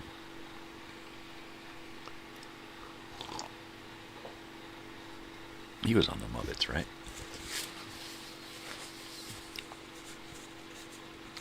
Is it not? I do believe it is. I do believe it is a perfect song. They wrote perfect songs and performed perfect songs back in the 70s. I think that era right there, we have so many perfect songs, right? Nowadays, they're like, yeah, that's a good song. Yeah, that's an okay song. Yeah, that's a good, yeah, it's okay. But back then, the songs were just, they were amazing. They were amazing, you know. Nowadays, you can get your jam on. Oh, that's my jam. Oh, that's my song. Oh, that's, yeah, but it's not. It may mean something to you from a point in your life or something, but it's not one of those things that is to put up on a pedestal and to be admired, right? A little BMR for you. But no, they're just not. Best decade for music ever. 70s, yeah, totally. Totally. 60s were good. 50s were great. 80s were pretty fucking awesome. 90s, yeah, that was okay. 70s. Everything was just fucking beautiful, right? Fucking A. Yeah. Oh, a fucking leak. There's a leak in one of the houses. So now I gotta pretend to be a plumber. I told the guy, I said, look, I'll check it out, but my plumbing kung fu is not real good. So, no promises. I'll check it out. But more than likely, they're going to have to call a plumber. Because I used to be able to say, yeah, dude, I'll do it. And then I would figure it out at all costs. Just do it. Just do it. Just do it was my motto. Whether I knew how to do it or not, I was going to do it. And now it's like, yeah, I don't want to put that fucking effort into it. Get somebody else, you know. Of course, you know, I could make some money, but I could also fuck myself up really bad. At this point, it's not worth the money anymore. I need to try to have longevity so that I can be around as long as possible for my daughter. Because that's pretty much it. That's my job. I'm a dad, right?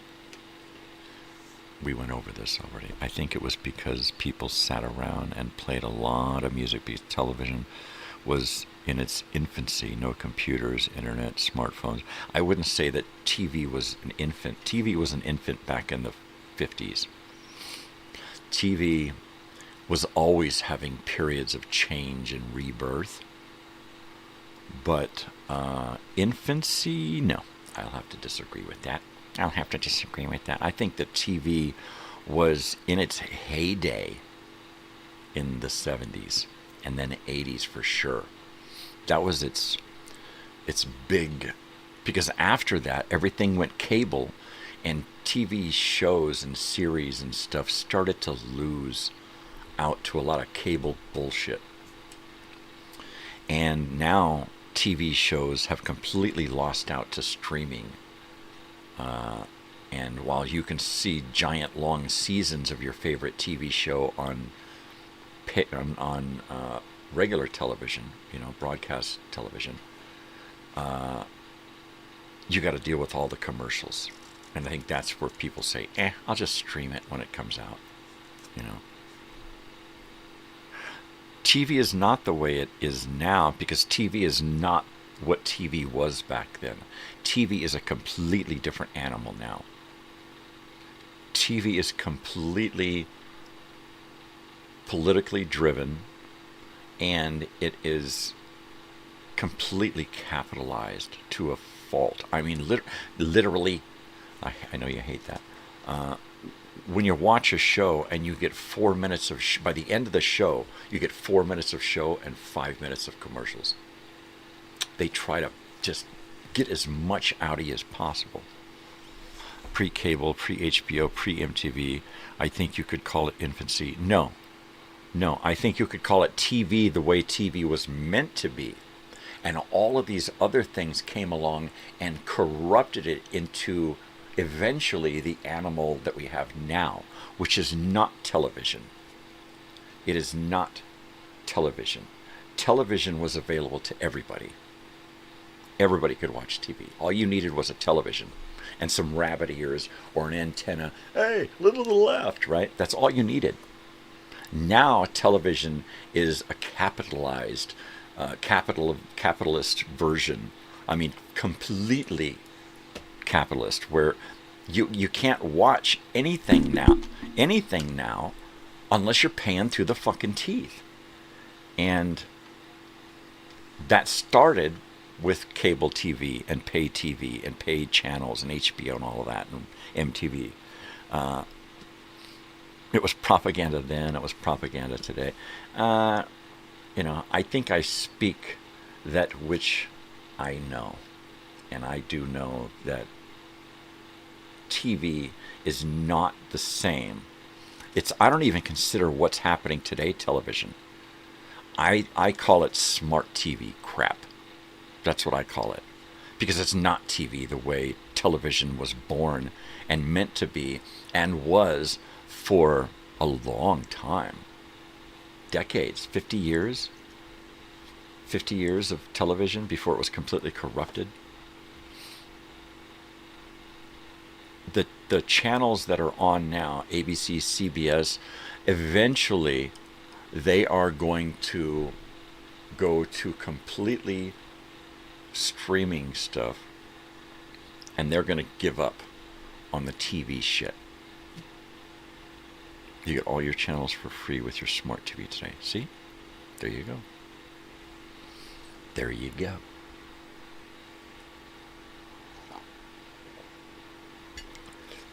TV is not the same.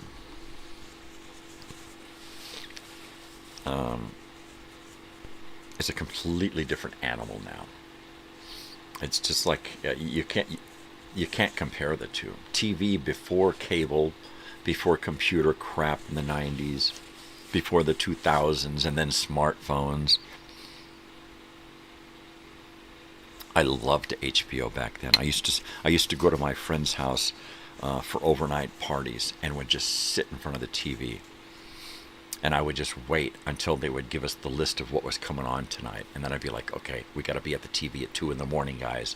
Cheech and Chong's Up in Smoke is coming on, And then we would all get our shit together and get back in there, gathered around that fucking 32-inch color, right? Oh, man. No commercials. I loved their featurettes on behind the scenes, the making of, right? I learned so much about movies and my favorite movies, Now I want to watch Time Bandits because I just totally remember that featurette, right?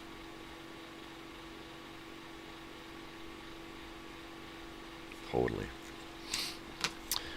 Yeah, I'm telling you, TV was different. When it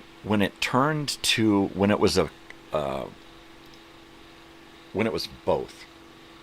When it was early pay TV and the heyday of regular television, we had so many options and so many choices, right?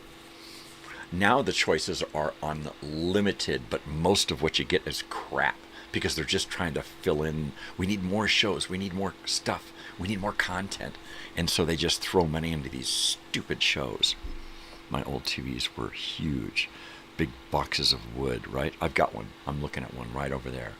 My, what is that, a 28-inch color console television I built into my 1980s cabinet over here. Totally. It's awesome stuff. Pre-remotes, remember those days? Yeah, I'm going to bring in my cable box. My cable box with the slider. And you got to go up and you got to slide the cable box from channel to channel to channel. I'm going to bring that in and I'm going to put a TV here with the slider on it, and it's going to be part of my Black Friday show. When we get into what we were watching back then on Thanksgiving and the day after Thanksgiving especially. Yeah. Oh, I remember free remotes. Get up and change the channel. Just wait there. Wait there. Okay. Now, next. Next. When you were the youngest, you were the channel changer, right? My fondest memory was we lived in an area that was far from Los Angeles, beyond mountains and stuff. So we had to really put up a tall antenna pole and an antenna. There was always somebody on the roof moving this antenna pole, right? Back, wait. Okay, keep going, stop, go back. All right there, right there. No, go back a little bit more, right there. Right, up on the roof. The rabbit ears. I got a set of rabbit ears I got to bring in.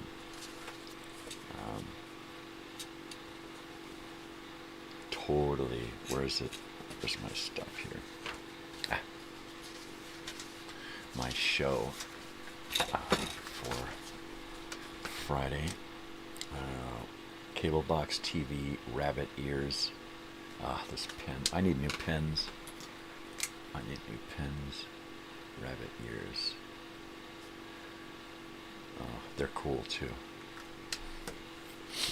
I've got some early remotes. My TV up here has got an early remote, and it's just a long black silver heavy thing. You beat somebody with it. It's fucking like a brick. And it's got like a power, a volume up and down, and a channel up and down, and that's it. That's all that's on it. Aluminum foil wrapped around the rabbit ears. Totally. Oh, I got to do that. That's totally it. With foil. Oh, that's genius, dude. It's totally genius. Yeah, so I'm gonna try to get as many elements in here for Black Friday as possible. So down here on the floor, I'll just have a stack of shit, and for each segment, I'll throw off this stuff and pull on some more stuff, right? And then we go live, the graphics there, I got my copy, blah, blah, blah, blah. Next. Be fucking great. Be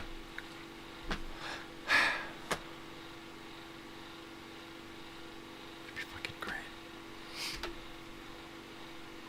Yeah, TV was really fucking awesome back then. I loved TV. It wasn't until the 90s that I started to fall away from TV.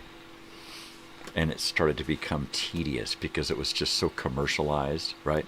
It was one thing to have commercials, right?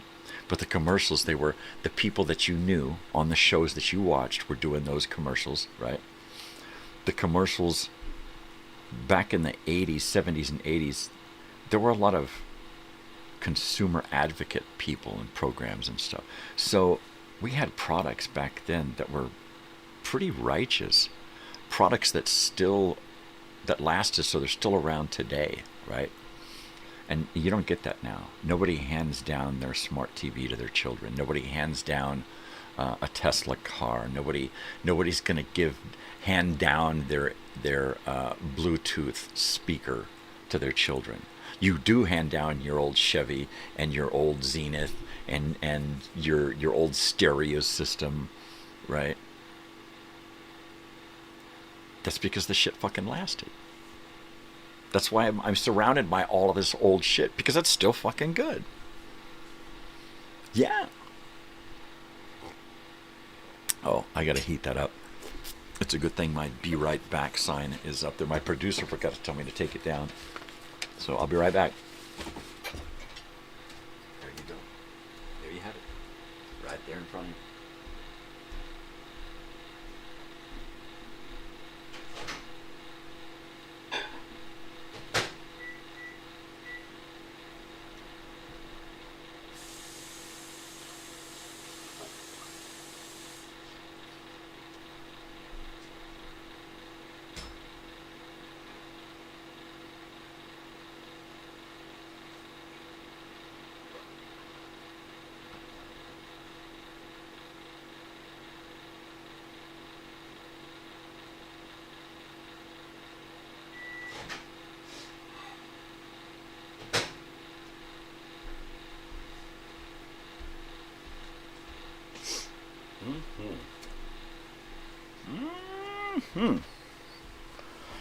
Boy. I'm telling you, this is just too exciting here. All right, I'm removing the graphic now. I am removing the graphic. Be right back. Morning report. Black Friday. It's coming. It is coming soon. And I've still got quite a bit of stuff to do. I've decided I'm going to try to set up one of my old cameras and see if it will be accepted into this, and if so, I'm going to use it. And then I'll set up a tripod here, which means I'll rearrange my living room a little bit for the week. Just keep it all set up here, set up my monitor, get everything ready. And then if not, then I'll just use the camera. I'll just use this camera here, and I will just zoom it in so that it's perfect with me in the middle there, and then put my backdrop and whatnot.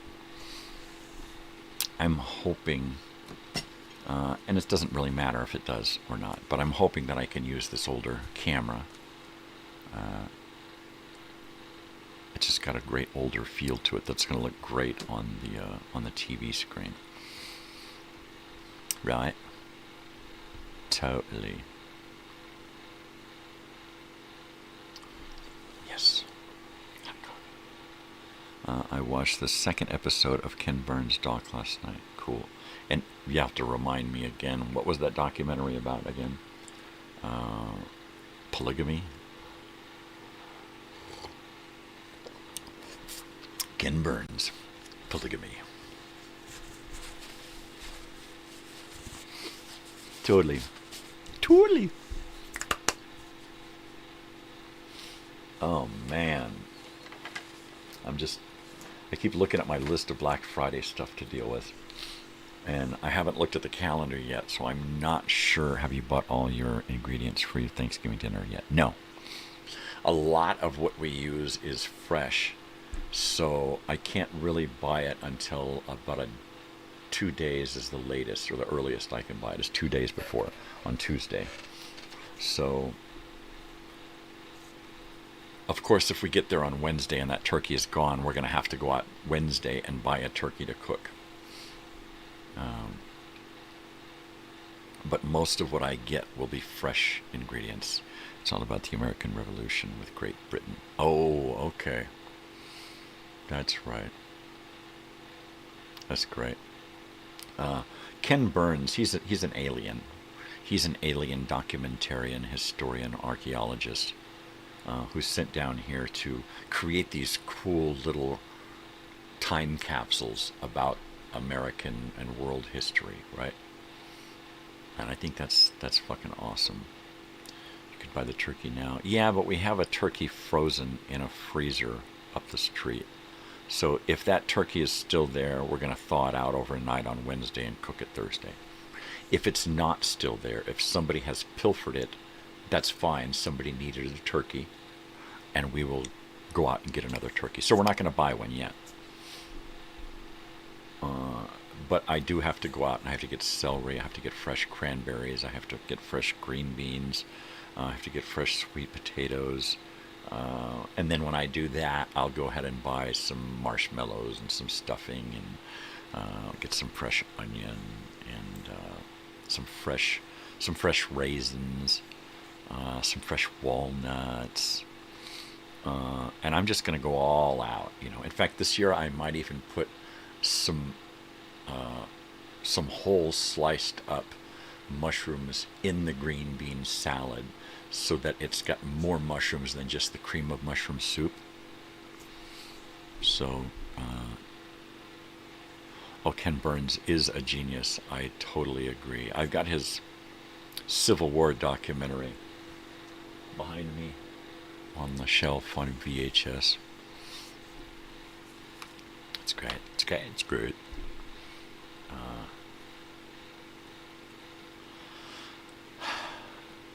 So yeah, Thanksgiving dinner.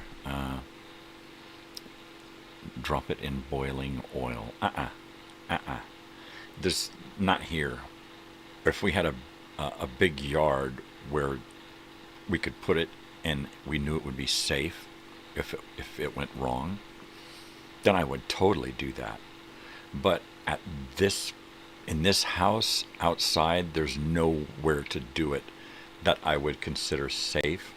And because I have so many near neighbors, I wouldn't want to put them at risk too. So, knock, knock, knock. I tried to boil a turkey and it's gone horribly wrong. You need to evacuate now. Right? Nobody ever wants to hear that on Thanksgiving. So, I'm not even going to do that. I will eat some if somebody else does it, but I'm not going to. I like the old-fashioned way. Roasted in an oven with lots of butter and fixins and broth and juices, and that's it. You know, that's stuffing. That's turkey stuffing coming out of that thing. I cannot pass that up. I love the Ashokan Farewell, the main fiddle song in the Civil War document. Oh, yes. Oh, yeah, it just started going through my head. Yeah, it is haunting, dude. It is hauntingly beautiful. Oh, yeah, it makes you want to cry.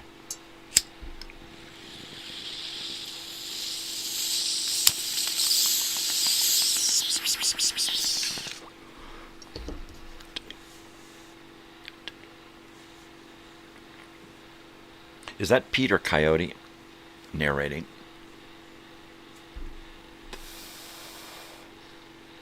Because I know he uses a very similar voice or the same voice for most of his documentaries, right?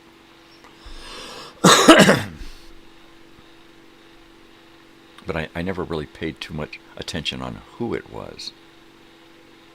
Because every time I listen to it, I'm like, oh, that's the guy. Do you stuff the turkey? Yes. Yes, I stuff the turkey.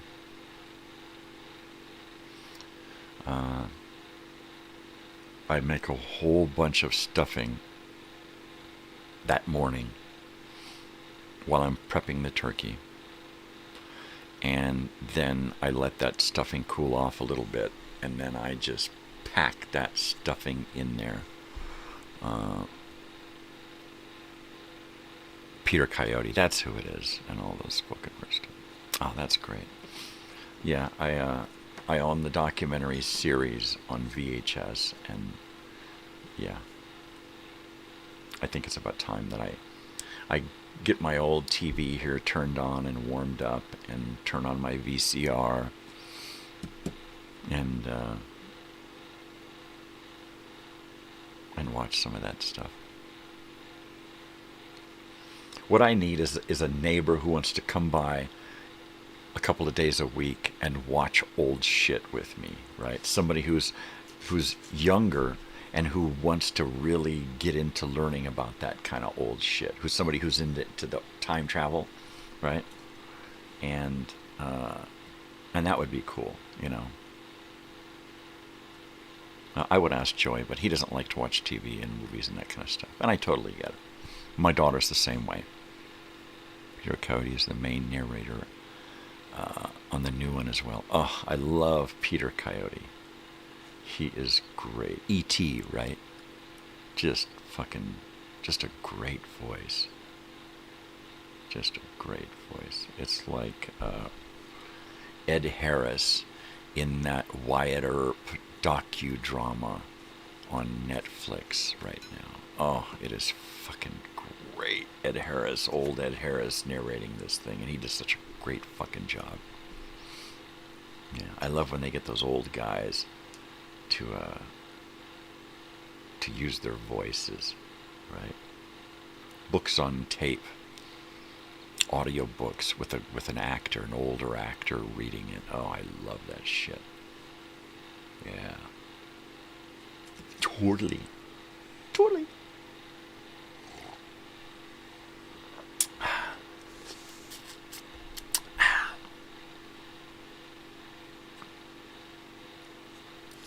I can't wait till we're doing this and I can say, and we'll be back after this commercial.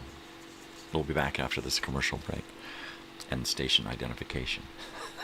And then just click to all of a sudden you guys are watching a commercial break. And then that way I don't have to do the be right back thing. And I'm going to do the TV thing twice a week. Tuesdays and Thursdays, I'm going to use the whole TV screen thing. And it's going to be fucking cool looking.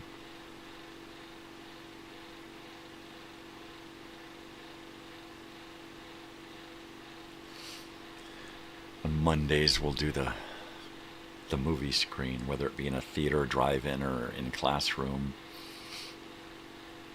And every once in a while on TV. And we'll set up a different TV for Monday Movie Memories. We'll set up a living room type set. I guess. Big screen TV. Yeah.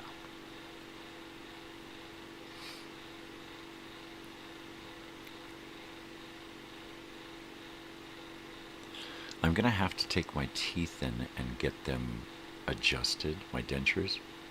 The only bummer is that it may take a while to get them back once I send them in, which really, really upsets me. And you have to pay extra for them to shorten that duration, and then they don't shorten it by much. Right? David McCullough.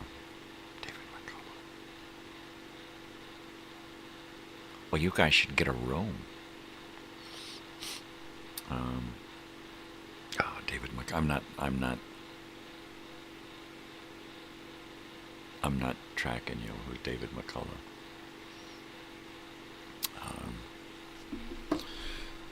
Totally.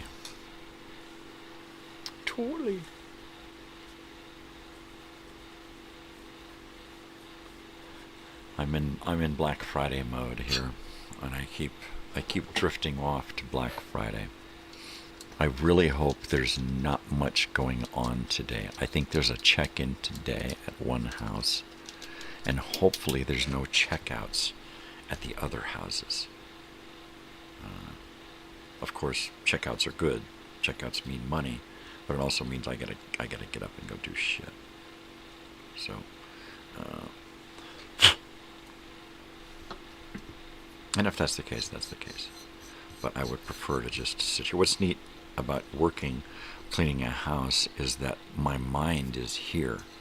I'm scrubbing toilets and showers and stuff, and my brain is back here figuring shit out, so that when I get back here I can just say, okay, let's do this, that. Okay, now I'm caught up. Now the work is caught up to my brain. American writer, historian. Yeah, he's an alien. He's an alien dude. He's an alien archaeologist who was sent down here to gather intel. And that's it, right? And he's making money doing it. I'm a time traveler, historian. I don't know, I guess. archaeologist to some extent. I mean, I collect all of this stuff from specific time periods, right? So maybe I am. I know you are, but what am I? And I definitely would not consider myself great. Mediocre at best.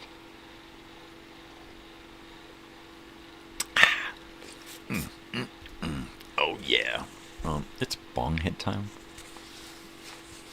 Normally we have about a half an hour left on this show. We're going to go an extra hour this morning, so that means that we are halfway through this morning's programming. Bada bing. Bada bing, bang, boom. Hey, yo, yo, hey, yo. I'm looking at my desk here in my head and how it's going to be set up. So I'll have something here that is the topic of discussion, just in camera. And then, no more and then. A nice smooth color backdrop behind me with the American flag on a pole. I may put a typewriter here next to it.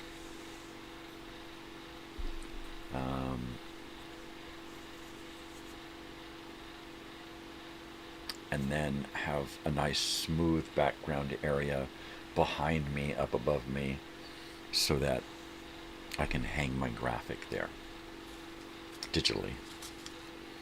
But that'll be cool. Peter Cody is 84 and still working. He sounds great, man. He sounds great. I love his voice. Yep. I love his voice.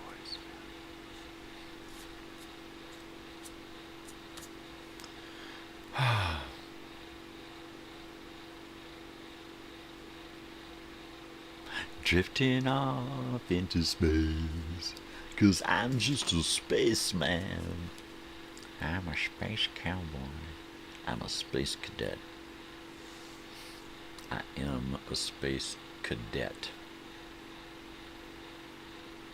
Oh yeah, I can't believe it's Monday. Last night I'm like, oh shit, tomorrow's Monday. I gotta get to sleep. I was up with my wife last night watching that Asia 100 thing, Physical Asia. And I'm like,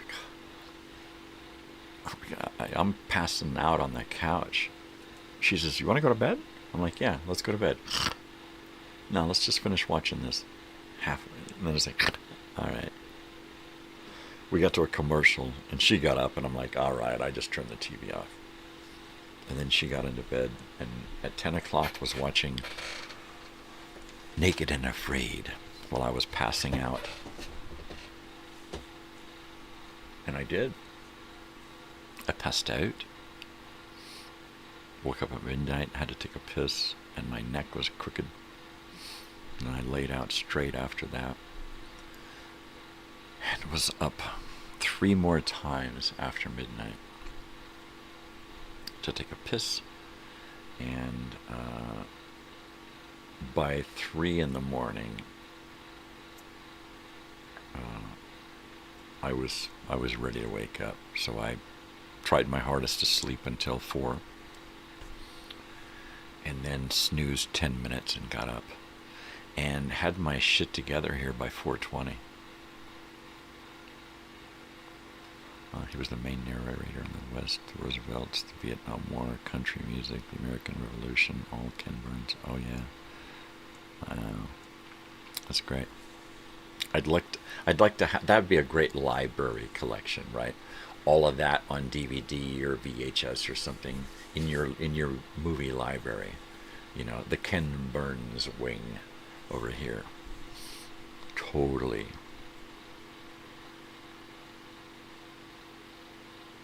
I don't know what my obsession is with collecting all of this stuff when you can't take it with you, right?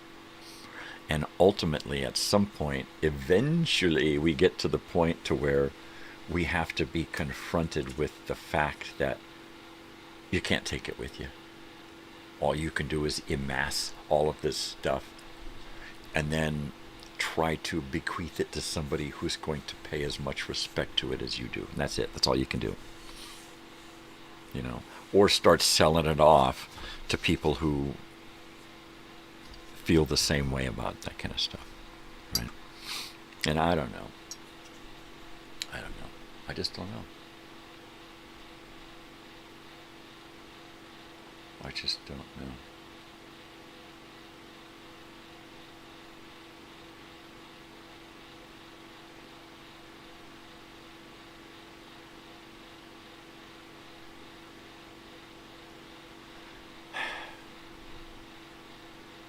So I am just going to try to do my best to share all of this stuff here.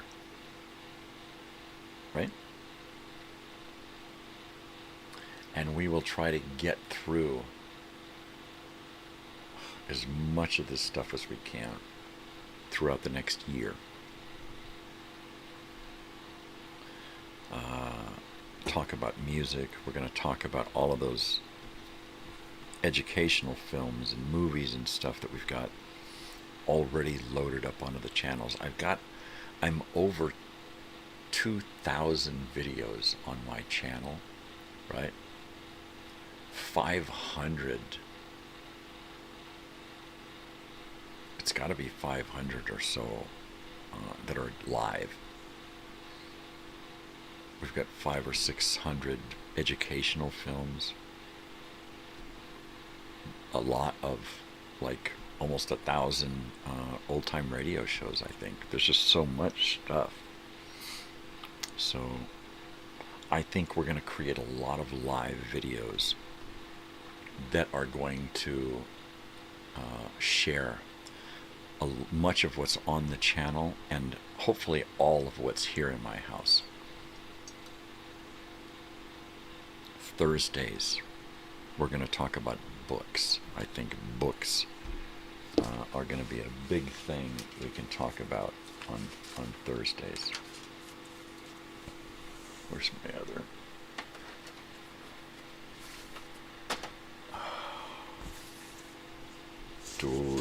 Dude. There's just so. Oh, here it is. There's another. What you call it over here? Yeah. The morning show. Thursday books. That'll be great to talk about on Thursday. Because we're talking about movies, TVs, radios. Let's talk about books. This is, right? Totally. God, what a disaster. And I need more organization in here. Collectors collect. It's what we do. I've always been a collector. Ooh, that's good to know. That's good to know, buddy. I just, it's not that I keep everything. I just can't throw away stuff that has life. Even if it's just a little trinket. If I know that it can be saved for a purpose, I'll keep it from the landfill. And then add it to the collection of crap.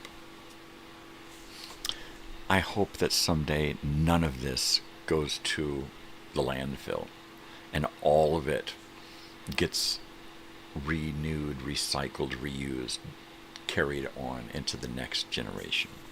I have a big Grateful Dead tape cassette collection, bootlegs. Oh, I used to have a few of those cases, Case Logic. I had a few Case Logics filled with Dead shows that were just given to me by people. Ooh, take this one out, man. And people just give me copies of tapes. I had some great Native American flute music in there too. My Old and in the Way and a bunch of other shit. I lost a lot of music back in the 90s. And because I had kind of just decided, you know what, I'm done with music. I didn't replace any of it until... actually, it was the mid-90s that I had really, really started to build up a really good collection of older music. I have a big record, CD, DVD, VCR, books, paintings, all where I was around art, and the art enthusiast. That's so cool. Okay, you'd love it out here. You really would. It would be. There's such an art community and such a throwback, vintage, retro kind of lifestyle here. There's just so much vintage. This place just has that vintage feel. If you take away the tourists and all of the new cars and shit, we're back in the 80s, right? These clubs, venues and bars and places to go out here and have a good time, they all have that old school vintage feel, right? With a kind of new age twist. I think it's time to get my coffee on here again. So I am going to go add to my coffee and go from a less than a half a cup up to maybe less than a full cup. So I will be back shortly. I'll leave the lad on for you. I'll leave the sound on so you can hear me tinkering around in here. But I'll be back in a minute.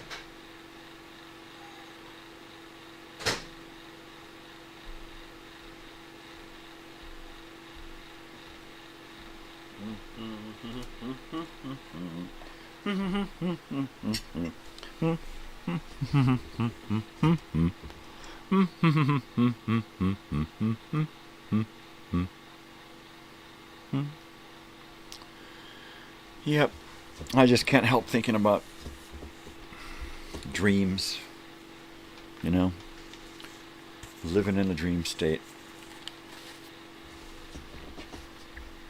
I look around me and I see it isn't so. I just want a different place, right? All of this stuff, most of the stuff in my collection of crap would look great in a house that is kind of a community house with tiny homes around it where everybody shares the community house. So we'd have a great library / movie entertainment room, right? We'd have a head start on a music room, right? We would have a really good head start on an arts and crafts room so that everybody could come into the house and use these rooms for their purposes, right? And then go back to their little tiny home dwellings and have their little tiny home lives, right? Aren't the band the Eagles of death metal from Joshua Tree? I have no idea. I don't. That's one of those bands that I've heard of, and I've heard them in the news and on places, but I've never heard their music, and I don't really know who they are. I can't help you. I'd like to be able to help, but I can't help you. Maybe I wouldn't like to help. I just don't know. I'll just stay now.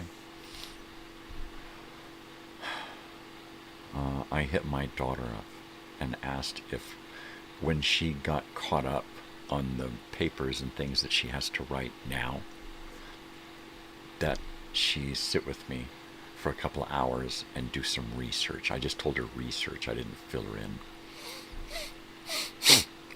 So what I'm going to research is I want to spend a couple of hours, half a day, whatever, sitting in here together and researching different methods of fundraising for startup capital for a business, period.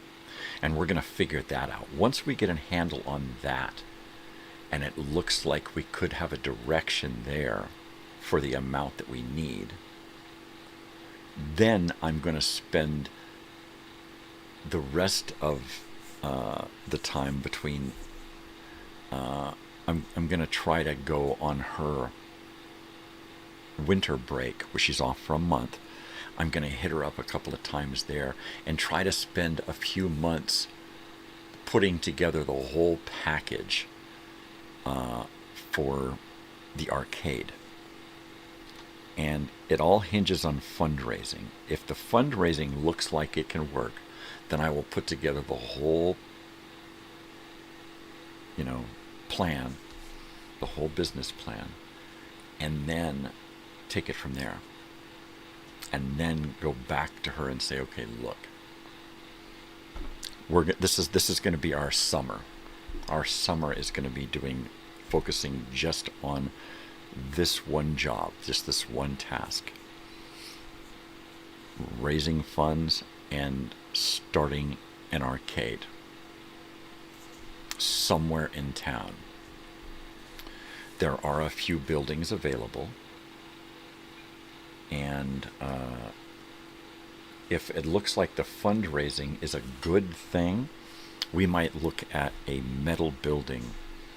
We could probably get one built for $50,000 and get a barn, or more like a brick. If we could get like a brick of a building built, something that just looks like one big long rectangle, something metal that on the inside we could fancy up, then we would do that. Because we could just start off with a barn type metal building filled with games and a little snack bar in the corner, right? And then eventually drywall it, lower the ceiling, build a loft, some bathrooms instead of the outdoor thingies, right? And then just keep throwing money into it, And our investment in this, aside from raising the capital, our investment would be our time and our money in building stuff, but all of our profits that we would make would just go back into it. So that's how we would invest in it,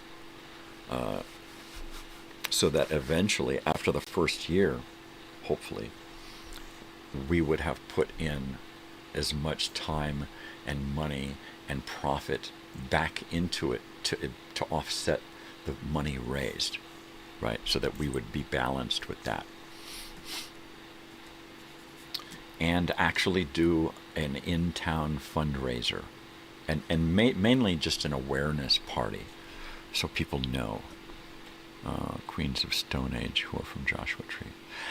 Queens of Stone Age, I have not heard of either. I may have seen them out here at Pappy and Harriet's. There could be elements of both of these bands doing other stuff out here, because there's all kinds of music festivals. There's a guy who does music festivals every couple of months out here, and he uses all kinds of local talent, some of which are people just they've done a lot of stuff and now they're doing nothing, so they come and do these little festivals. I'm going in, baby.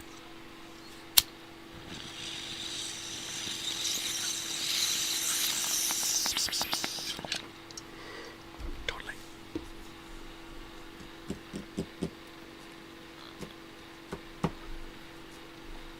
Well, we had some stuff going on this morning.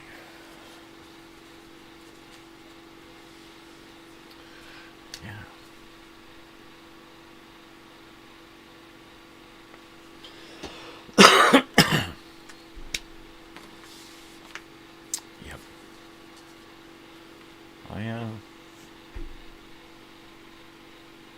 Queens are fucking huge. They play arenas. Oh, okay. Right. Yeah, but like I said, sometimes elements of bands, like the bass player or the guitar or the drummer or somebody like that, even singers, they're like they live out here, and every once in a while they'll come and participate in some stuff that's going on, right? Which is pretty cool, you know, keeping it in the community. Cool. Some new folks.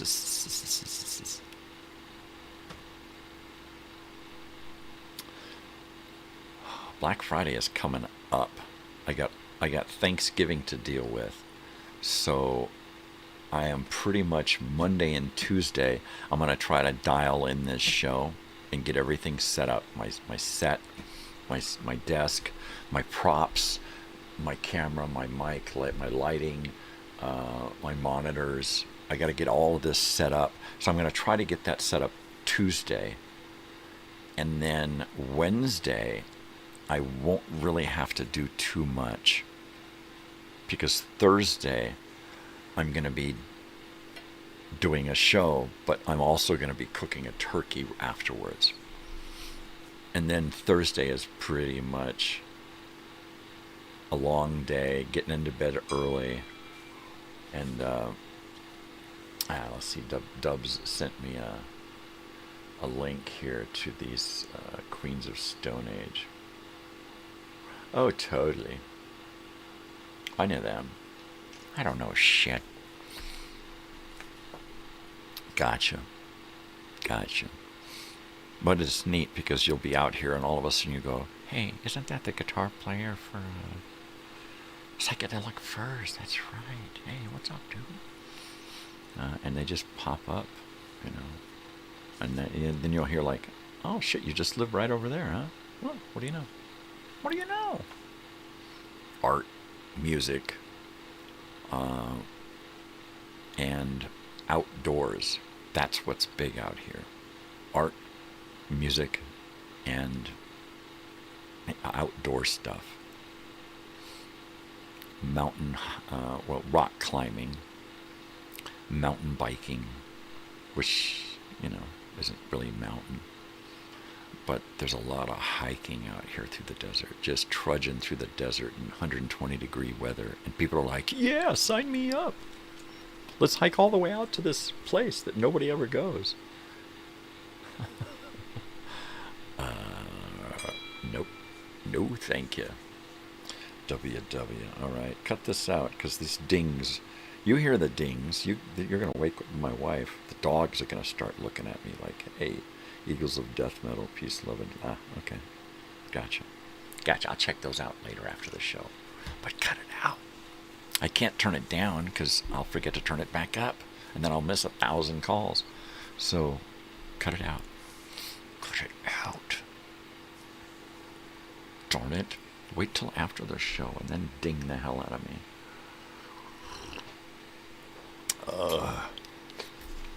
Oh man, I want a video phone. Right? That's the way we have those, our smartphones. Old school video phone. That would be great. That would be great. I need an answering machine too. I almost found one. I'm going to grab one of my digital clocks, one of my older digital clocks, and put it here on my desk, facing me at the camera so that I can see when it's time to go to commercial. That's going to be important. That's going to be important. Because, yeah, I better write in phone and clock. TV, you know, stuff that I'm gonna need. Stuff it. Oh, turkey! I can't wait. I'm gonna eat so much turkey and stuffing. It is gonna be so good. So good. Oh, I'm gonna have to take my dentures out and put them back in again twice. Because I'm going to want to have that perfect experience. Once my teeth start to go a little wobbly, because I do need them adjusted, it's no fun. But about an hour after I put them in, I can just eat like a regular human. It's great. The tactile experience. Num num num num num. It's just awesome. Turkey stuffing, green bean casserole, fresh cranberries, fresh made yams, and sweet potato stuff. Sweet potato pie. I could have my wife make us a sweet potato pie. Oh yeah. Those big fat dinner rolls, big yeasty dinner rolls. Gravy, gobs of gravy and mashed potatoes. Fresh corn. I try to put as much on that plate as possible.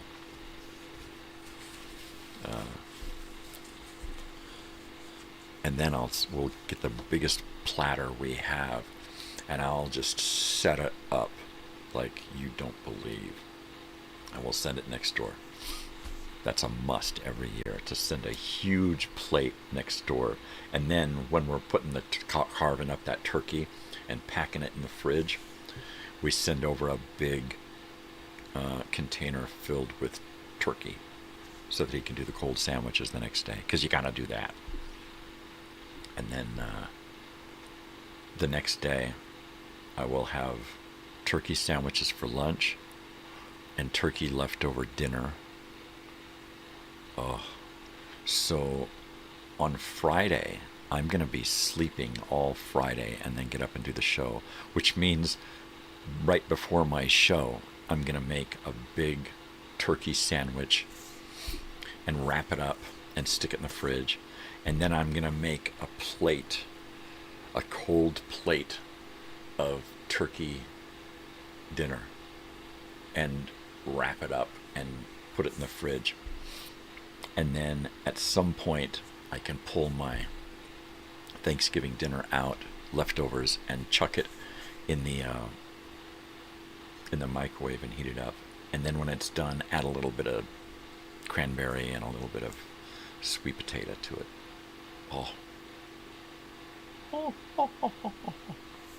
And then when I'm ready to have a late night snack, I'll have a turkey sandwich waiting for me. Oh yeah. So I gotta keep my energy up. At some point I may have to take a break halfway through the show just to redo my dentures so that I can continue talking properly and enjoy some more food. I may sit here and eat off camera while we're watching a special 20-minute show or something.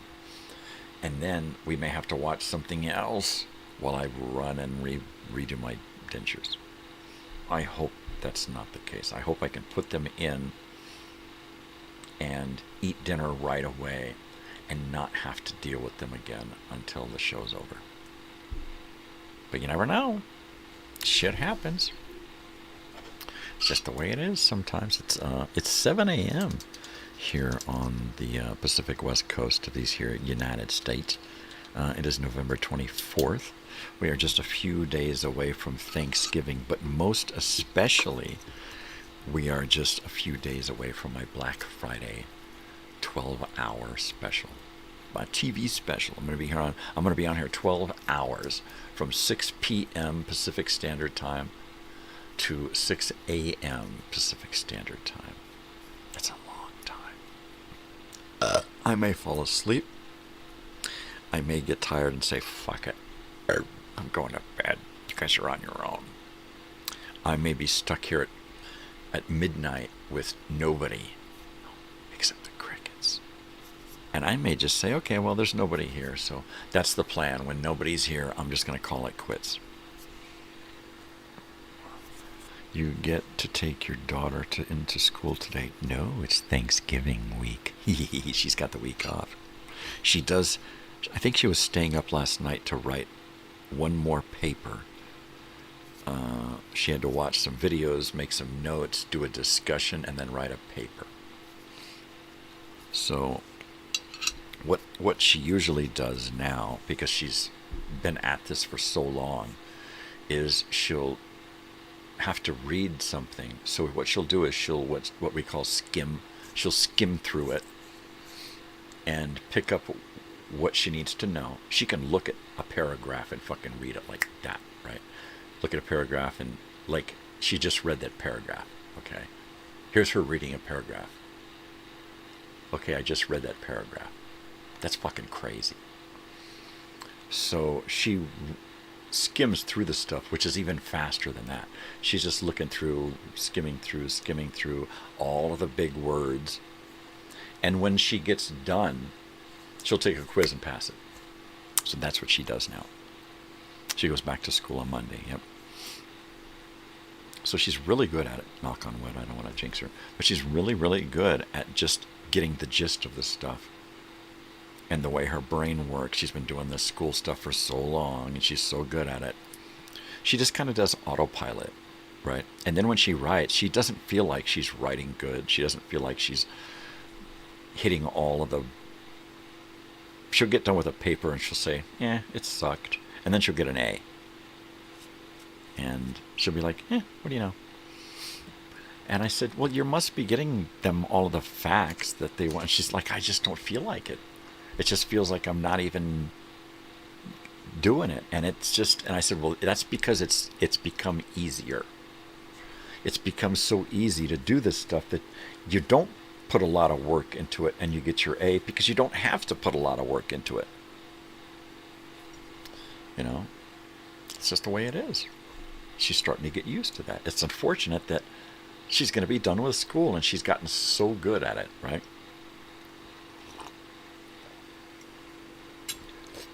I'm going to seriously go after her to take some art classes. That's all. Out here. Just art. Nothing else. Or photography, right? Or some kind of music or something that she has always wanted to do, right? Or she's really good at already, but hasn't had the time. If I could get her out and have her take some art classes. Drawing, life drawing,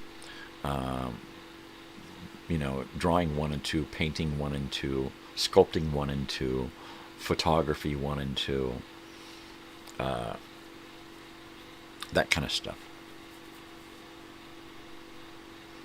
So that using her liberal arts or associate of arts degree, she could then go after another associate of arts degree in art. Right? Introduction 101. That's it. That's it. And I took a lot of those classes out here at this college. And they were fun. Getting into the art scene out here. The perfect way to do that is to get into the college, because the college, their art program gets involved locally with the local art scene and the art tours and the art festivals and the little art galleries, and it's just fucking great. And then all of a sudden, before you know it, you're an artist, a budding artist out here in the art community, you know? And then you can think, wow, I might actually be able to take this to the next level and go to a full-blown art school, you know, and take the Associate of Arts degree and fucking double down, you know? It would be different for her and so much easier to go after an art degree, an art diploma, a bachelor's in art, because it would be more creative. And she's had to do so much cerebral crap throughout her academic career. If she could switch gears and just do art and creativity and imagination, oh, I think she would really thrive. And that's what she needed before. But it was easier financially and logistically to do what she's doing now. And I commend her on that. That she chose the path that was going to work for not just her, but for the whole family, right? Because she started college and university, not even know. She still don't know what the hell she wants to do. And I think that's great. Her options are always open. If I can keep her in school instead of going to work, that would be great. I don't care being poor. I don't mind having to cover 3 adult mouths in the house. That's not a big deal. It would be a big deal to see her have to go out and work a job, you know, and kind of lose herself in that job. She can find herself in schooling, and you lose yourself in a job. If she can create a position for herself, artist or musician, or I don't know. I just don't know. There's so many options. I don't want her to start thinking about work and limiting herself. Because first of all, there's not a lot of work out here. If she goes back to the college, she might be able to get a job there and stay in that academic arena. Budding fartist.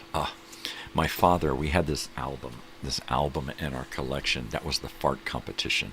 And it was one of those funny videos, comedy, or albums, one of those funny comedy albums where they would, all right, and we got the next opponent up, and he's gonna blast one out, and he's all,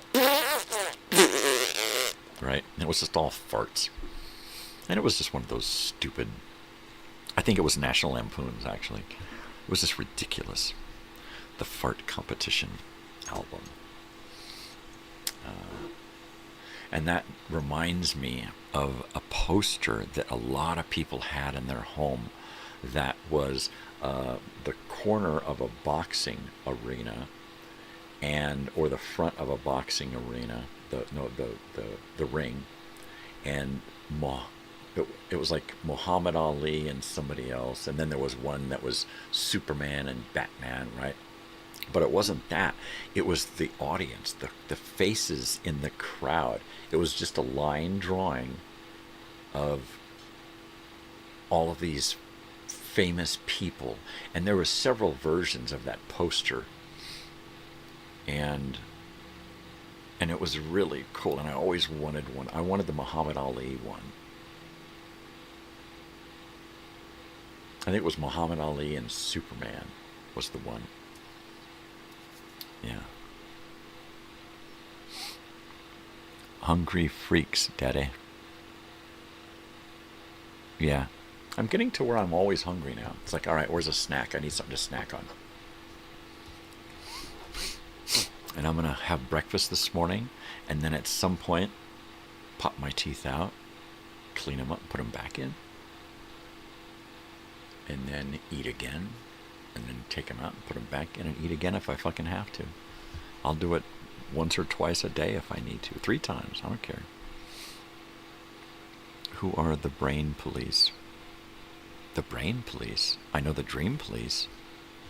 The brain police. I don't know. Is that THX 1138? I don't know. I don't fucking know, man. I don't know. That's kind of wicked. That was a good movie, though. Donald Pleasance, Robert Duvall.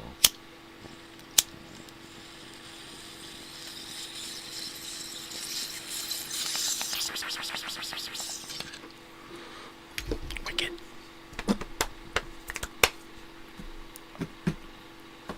Well, we got about a little over 45 minutes left in this morning's show.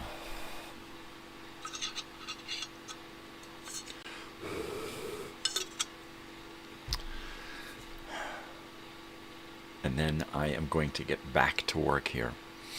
And I am going to make a long list of 34 segments of things to discuss, and probably more than that, so that I can have a little extra there. Do you have the Mothers of Invention's first album called Freak Out? I don't think so. I don't think so. I've got a lot of Frank Zappa on 8-track. So, I think Old Time Radio Wednesday is going to be a day where we talk about music in depth, right? Instead of doing this album of the day thing, I think we're just going to do it all in one day. We're going to talk about several albums in that morning from the radio station booth, because I'll be talking about stuff. And what I'll do is I'll go to commercials and news and stuff, and then come back and talk about another album. And then we won't really be able to play it, but on occasion I might pick up the guitar and see if we can figure it out. So that'll be neat. And we'll try to involve the guitar and the live music in every episode of the morning show. So, God, there's a lot of stuff to deal with. But this whole Black Friday show thing is really helping me get to where I feel like I can do it. And it's only a month away. Season 5 is only a month away. So I have a shitload of stuff. I'm wondering why I'm here. Wowie zowie. You and your song references.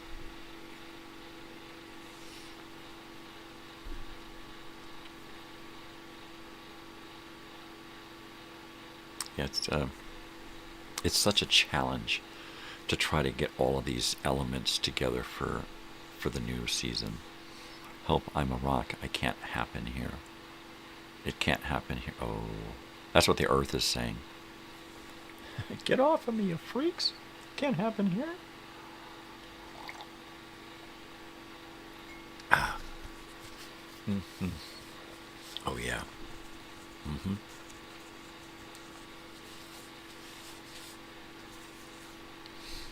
Eggs. Ham and eggs and yeast rolls. Instead of a sandwich, I just kind of pull apart the roll and take that over easy egg and chop it up with that thin sliced ham. I'll heat it up. Oh, that's good stuff. It's kind of like an open-faced sandwich. A plated sandwich instead of the return of the son of Monster Magnet. He was a weird dude, wasn't he? Wasn't he? Yeah. He was like one of the weirdos from the past. A fellow weirdo of a bygone era. He was an early weirdo. I mean, we had some other weirdos, like Cab Calloway. He was a fucking weirdo. That dude was great. I love early Cab Calloway. He was a fucking mad dude. He was awesome. Yeah, no way to delay. There's gonna be trouble every day. Well, you're just knocking it out of the park here, buddy.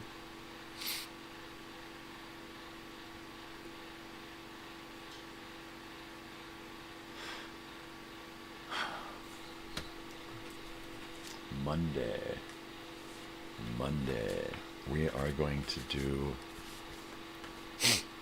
live projector. Get out of here. This stupid pen doesn't work. Live 16mm projector movies. I've got a handful of 16mm reels of educational films and shorts that I'm pretty sure I can get away with watching here. So we'll do that. And I'll actually set up a screen so that you guys are looking at the same. So I'll put a camera behind me pointing it over my shoulder past the projector so you see the projector and the screen. And we'll fucking do a show like that.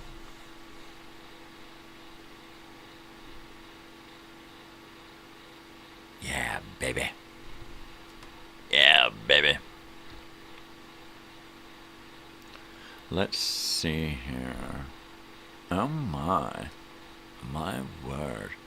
every song is a classic. You know what? You're absolutely right.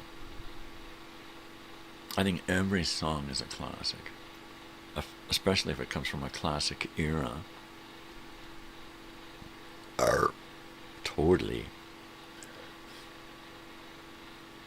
A big giant living room in a community house, right? Not like for the whole community, but just for the people in the tiny home community, right? A living room with enough seating for everybody in the community to come and sit in the living room together and do something together, watch a movie or, you know, a show, or listen to a record, or, right? But have it so that in every room you can fit so many people into each of those little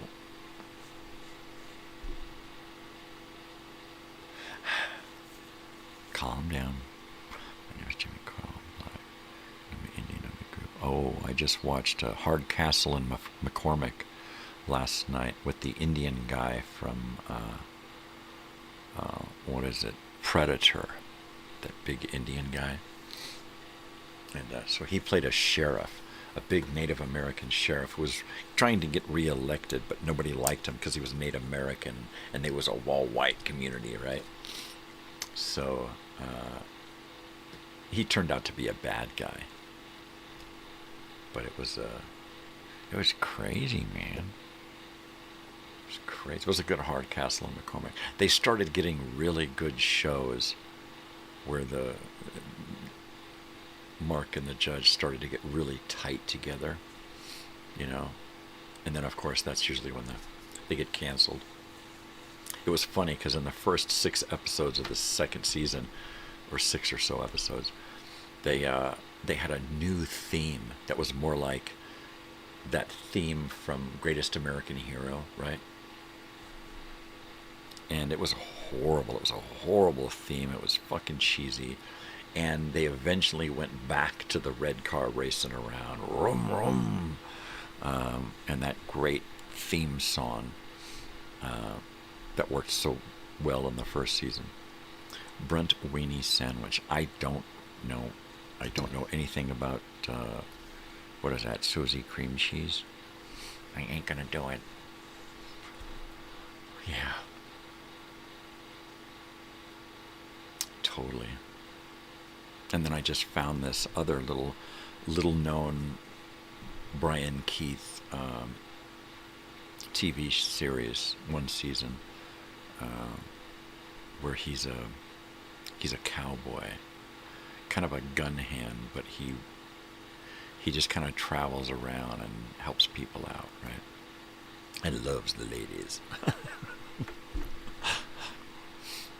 I'm just thinking of Judge Hardcastle loving the ladies. Of course, they did have Anne Francis in a recent episode that was a love interest of his. Yeah. Weasels ripped my flesh. Oh, man, now I gotta shake the weasel. Ah, jeez. All right, I'm gonna try to hold out until the end of the show today at the top of the hour, so that I don't miss any excitement here. This is so exciting. So just a reminder to anybody watching, Black Friday at 6 p.m. Pacific Standard Time, we're going to have the Black Friday special. So this Friday. It is a television program, which means that it will take place on my television. And it will look something like this. So I will be on my television for 12 hours talking to you about Black Friday stuff. Look at my little wiener dog, my little banana wiener. So this is going to be the show. Of course, it's going to be a better angle. It's going to be something more like this. So a solid color background, an American flag, maybe a typewriter. The desk will be cleared off and it'll just have some stuff on it there. And that's what we're going to do. And that's going to be the show on Friday. So be sure to tune into that because it's going to be a frickin' blast, man. Did you get any Onya? I did. I got it all over me. All over me. Shut the hell up, you fucking kook. Yes, sir, I will. I'll never do it again. Good.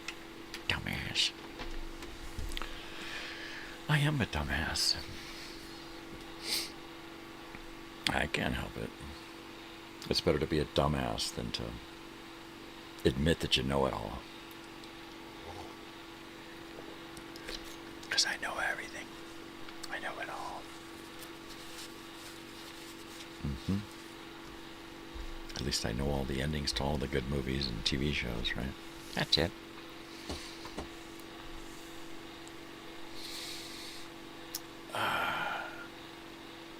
Oh, yeah. My wife stayed up late watching TV, so I imagine she's probably going to sleep in a little bit longer this morning, possibly until 8, or until the dog says, hey, wake up, let me out. He ain't hearing me. Right. Oh, man. Black Friday. Research, getting to do some research on the whole arcade idea. It may fizzle out. It may turn into an impossible task, right? But you never know. You never really know. And if it does look like it'll work, I'm just going to make my daughter a partner. She's my partner. She's going to operate the place. She's going to half own it. And then I'll work behind the scenes to facilitate all of the construction and machine repair and research and all that. Just another band from LA. Yeah, just a bunch of kooks. Aren't we all? Just kooks. Kooks. I don't know. I know, but I don't know. And even if it's just a dream that she and I work on, that's great. Because dreams don't always come true, and I'm okay with that, because I've learned.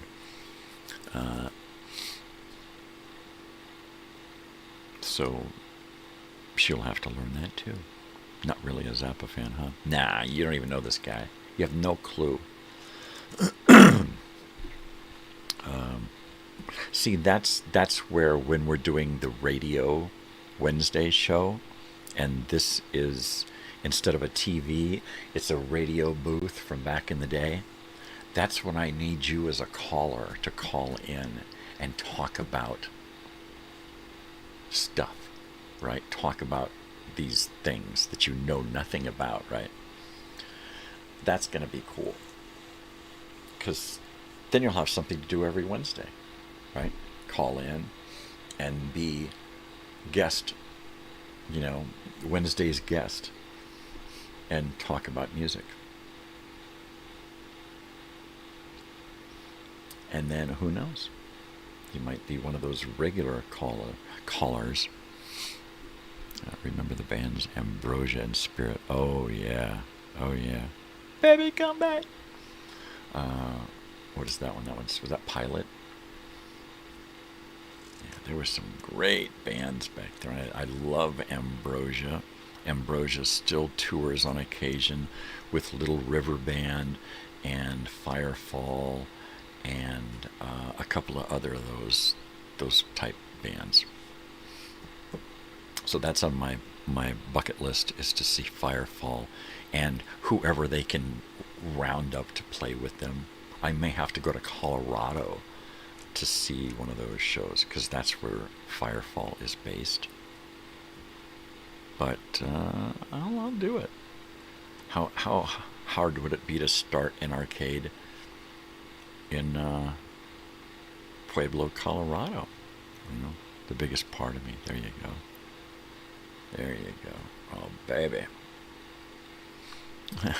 I'll give you the biggest part of me. It's my foot. shut that up. Now knock it off, you freak. Yeah, those are great jams, man.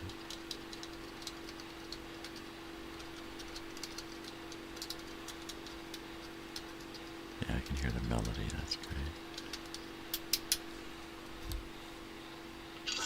That's great stuff, man. That's just beautiful. That's beautiful, man. So fucking beautiful, man.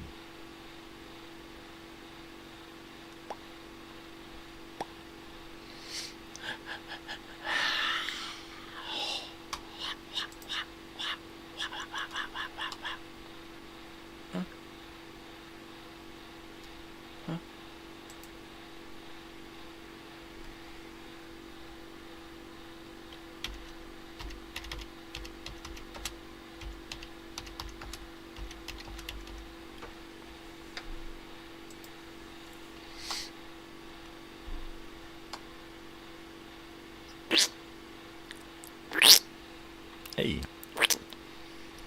I can do it. I can do it. I can do it. I can do it. You can do it, Duffy Moon. Yeah, baby.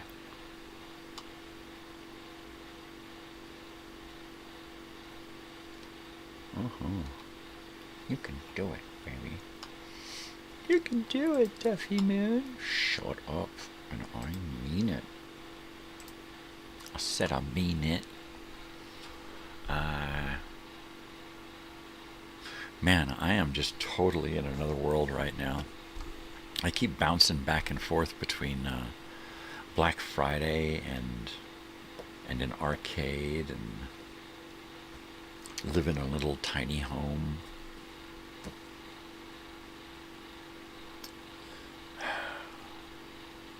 Looking for local people who will work at the human station for free a couple of days a week, right?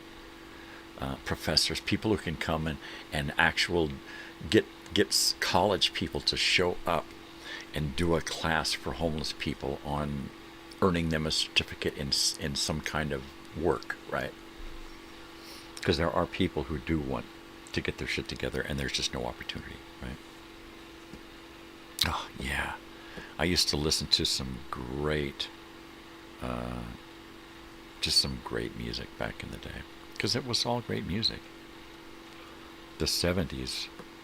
The 80s really changed, and I kind of was changing with the 80s. But, God, there was just nothing like 70s music all the way around. All of it. You know, just all of it.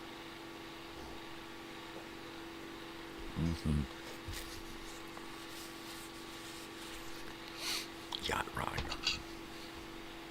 Totally, baby. Rot yak. Rot yak.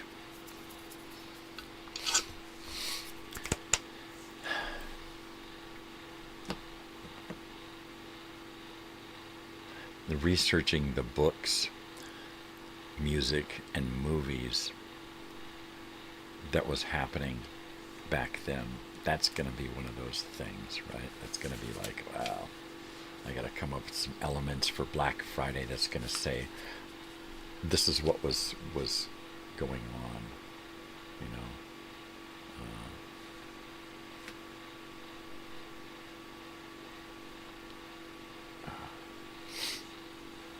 News.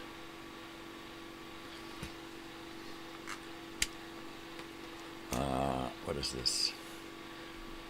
Cabbage Patch? Kids? Cabbage Patch. Oh man, might as well talk about G.I. Joes too.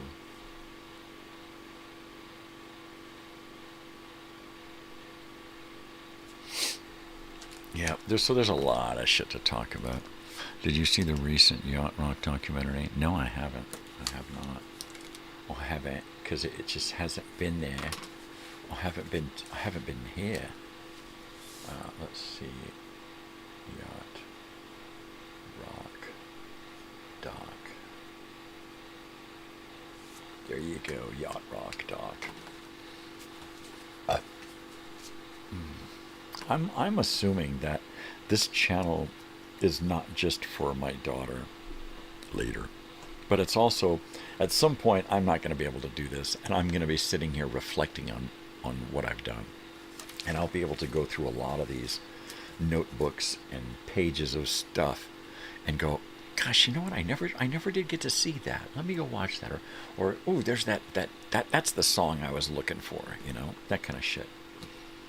So it's all these notes and things that I stuff in all of these notebooks. It's like my heritage, my legacy. You know? Yeah. It's what I'm leaving behind. You know, there's the stuff on YouTube. It's a bunch of shit that I created. Here's a bunch of stuff at home that I created. Here's a bunch of stuff that I used to create the stuff that I created. I've got hard drives filled with just stuff, right? I told my wife, I said, we got to get a hard drive just for family photos and documents and videos and that kind of stuff, because I want it to be separate from all of this other shit.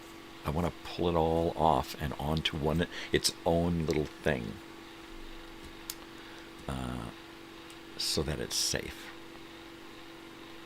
It's your El Topo, the earth. El Topo Gijo. El Topo Gijo.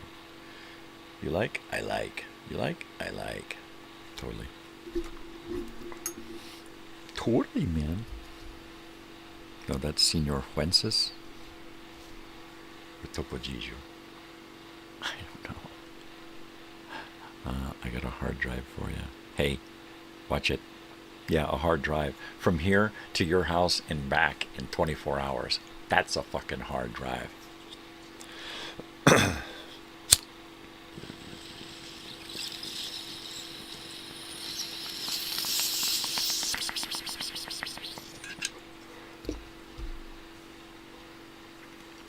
I remember once making 2 round trips to Southern California to Northern Nevada in like a day. It was like I drove down, I got my trailer, hooked it up to my new van, brought it back, parked it, and then they told me that because I got this new job, the credit didn't go through for this new van and they want it back.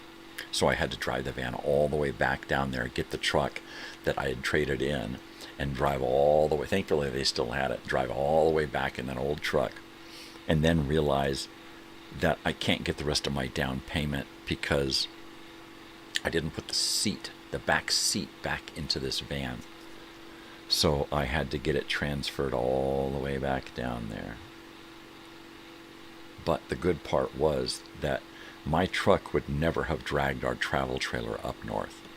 So I got to use that van to drag that travel trailer all the way up there, just packed with everything we owned. Lots of RAM. Yeah, exactly. You perv. You frickin' perv. I love you, man. Cheers to all the pervs. Merv the perv. Yep.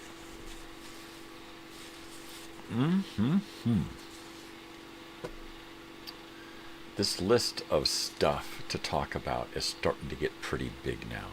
I'm starting to feel better about having enough stuff to talk about.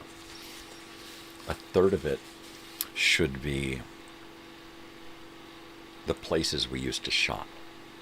The rest of it should be, well, another third or more should be the things we used to shop for, the stuff we used to buy, the gifts, right?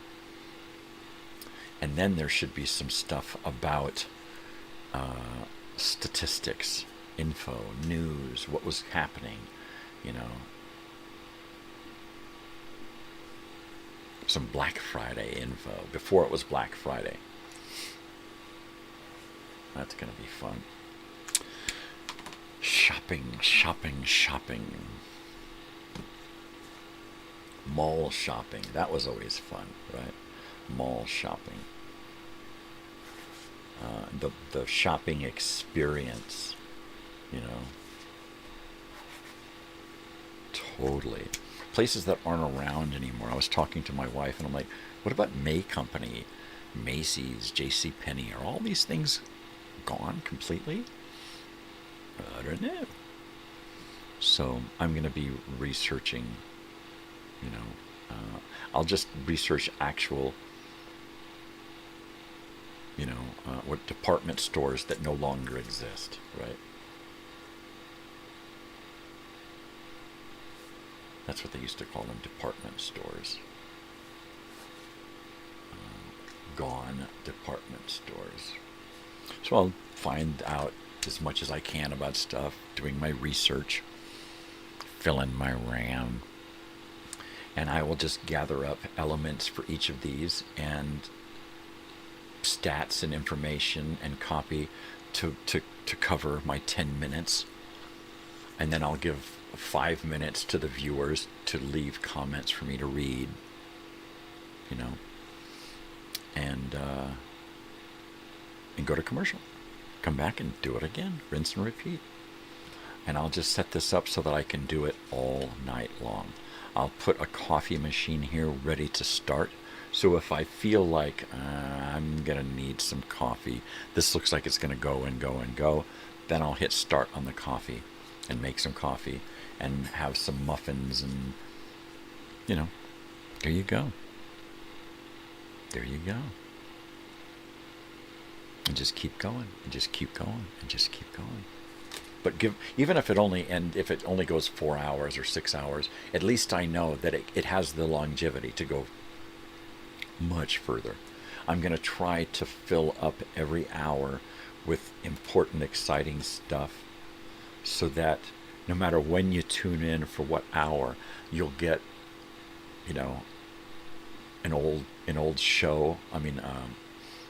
An old place that we used to shop, stuff that we used to shop for, and something that happened on that Black Friday back then. Wow. And I think that'll be a good hour, 15 minutes on each thing, and kind of mix it up so that we come back and talk about another store and some other stuff we used to buy and some other things that happened, right? Books that were released, movies that were released, TV show episodes, right? TV episodes that were about Thanksgiving or Black Friday, right? Shopping.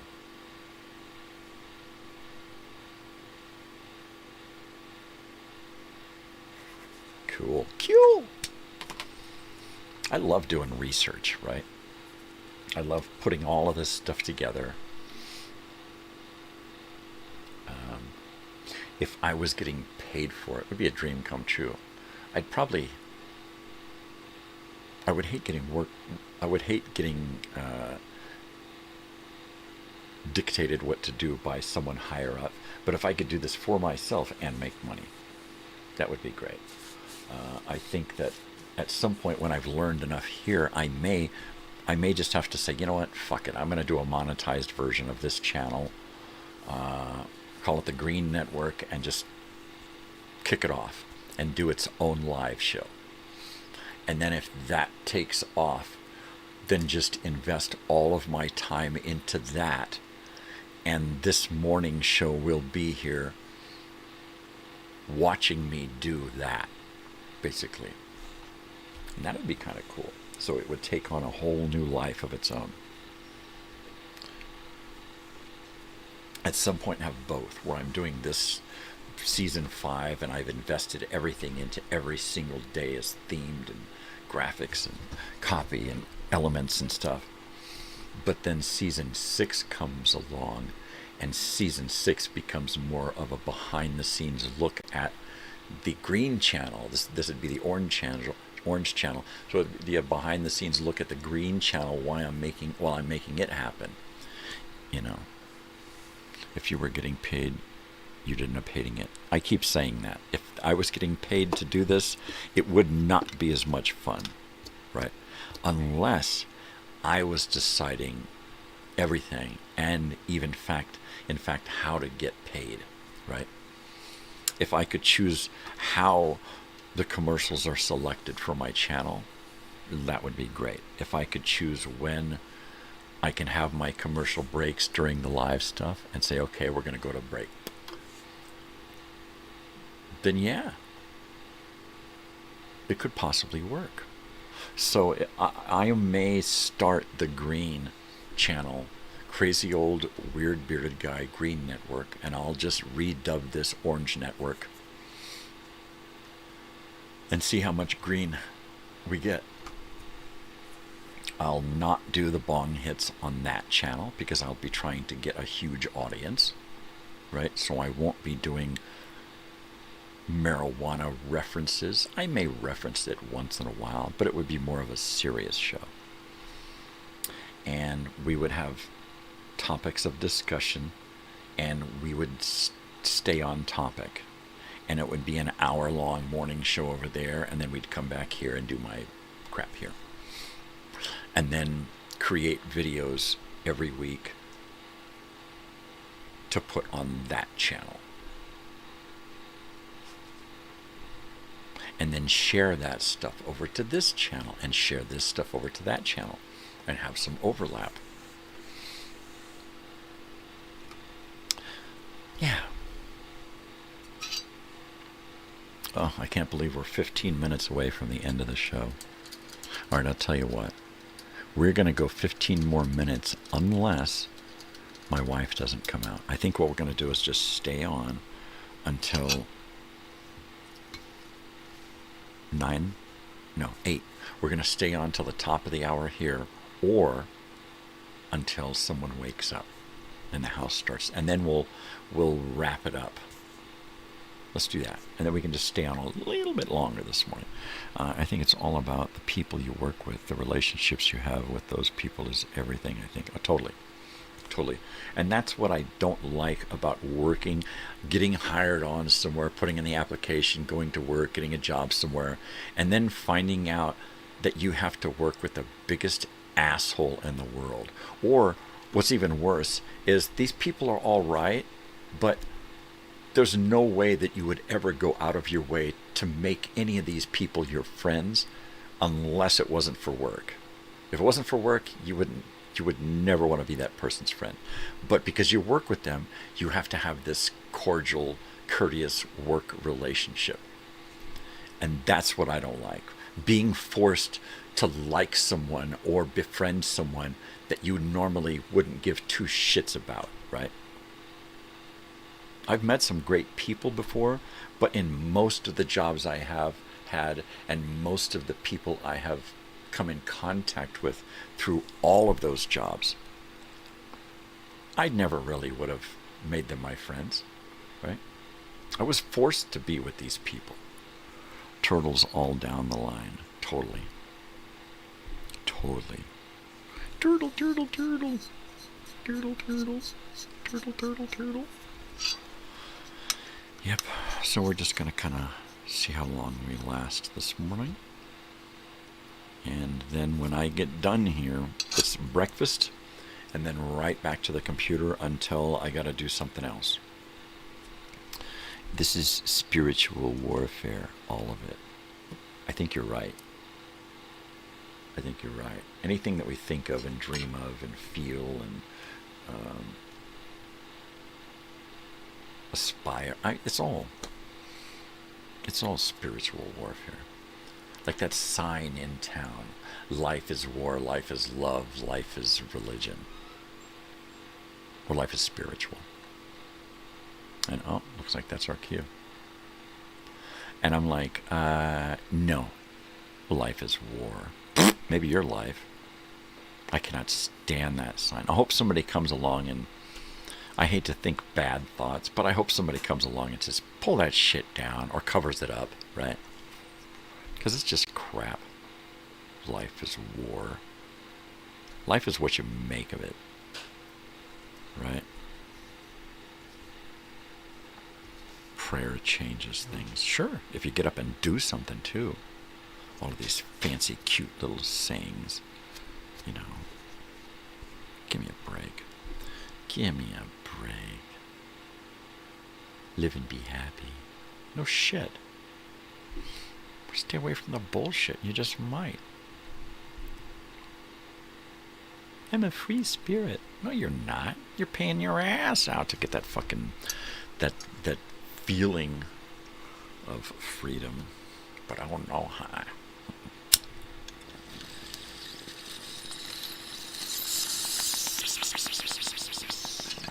Spiritual warfare, man. I'm telling you, they're just totally trying to corrupt your spirit, your soul. I try to do stuff that's good for my soul, that makes me feel good on the inside, but also doesn't corrupt my being, right? The natural order of things, to just be good and wholesome and kind, right? And I try not to be corrupted by all of that other shit. So yeah, it's a warfare. It's totally warfare. You got to worry about your inside. You can't let the outside fuck up your inside. That's it. That's all. You know, and you have to be able to bring that inner light out and share it to try to enlighten others and give others courage to come out and share their own light, right? Because we all got it inside of us. A lot of us have had that light dimmed because of a lot of shit that's going on. But the best thing you can do is find a way to share that bright, good light. I'm talking bright, white, yellow light. Not white light, but like a yellow, like sunlight. Not like a dark light, you know. Ooh, that's dark. That's dark. That's what Hitler said. Get out there and do something. Hey, we had something in common. Get out there and fucking do something. There you go. All right. Well, he said something right. Of course, they went about doing it the wrong way. We're just numb from trauma. Yeah, totally. But you know what? You can share that with people, and it not just helps people, it helps you regain that light, that inner light, you know. And then you just keep sharing and stoking that inner light. Stoking it. Stoking it, man. Ah, there's Sam. There's Sam. Hi. Hi, Sam.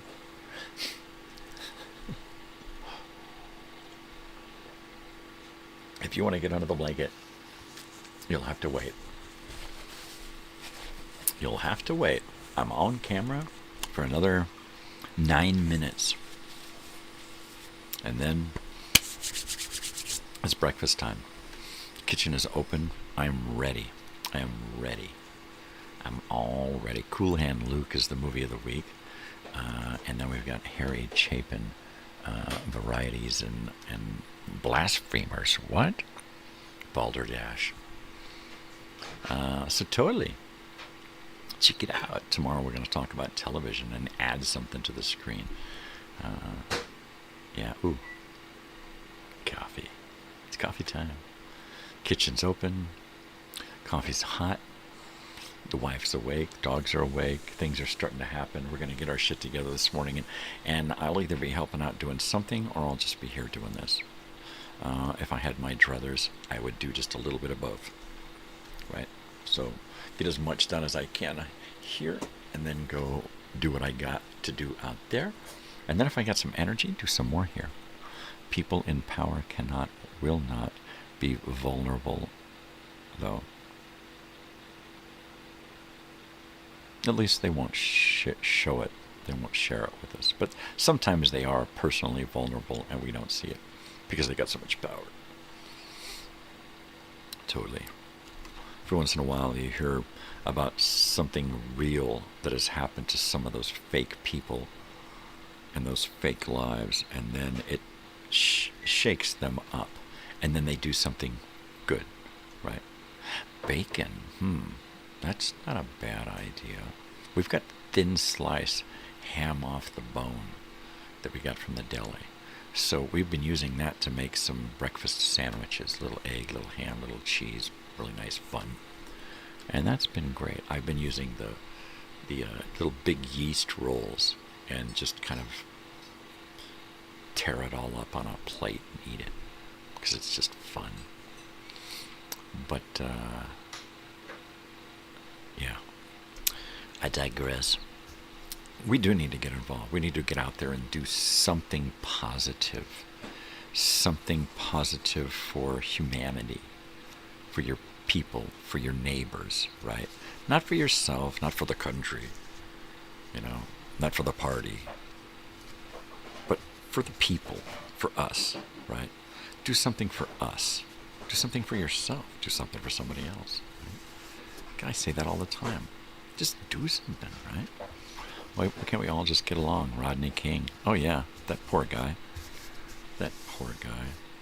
He was going to come clean and talk about everything the way he really felt. All of that shit that he had to say, why can't we just get along? That was all media and that kind of shit and him being scared. Eventually he got to the point where he's like, he was going to do a tell-all. And then he wound up dead outside of his apartment, overdosed. I don't know, something fishy there. Poor guy. He had the right idea, though, that message there. Why can't we all just get along? After being almost beaten to death, he was then assassinated.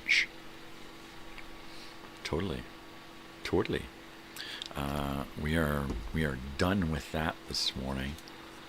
We are wrapping it up. We got a few more minutes left, and then it is time to go move on with the rest of the day.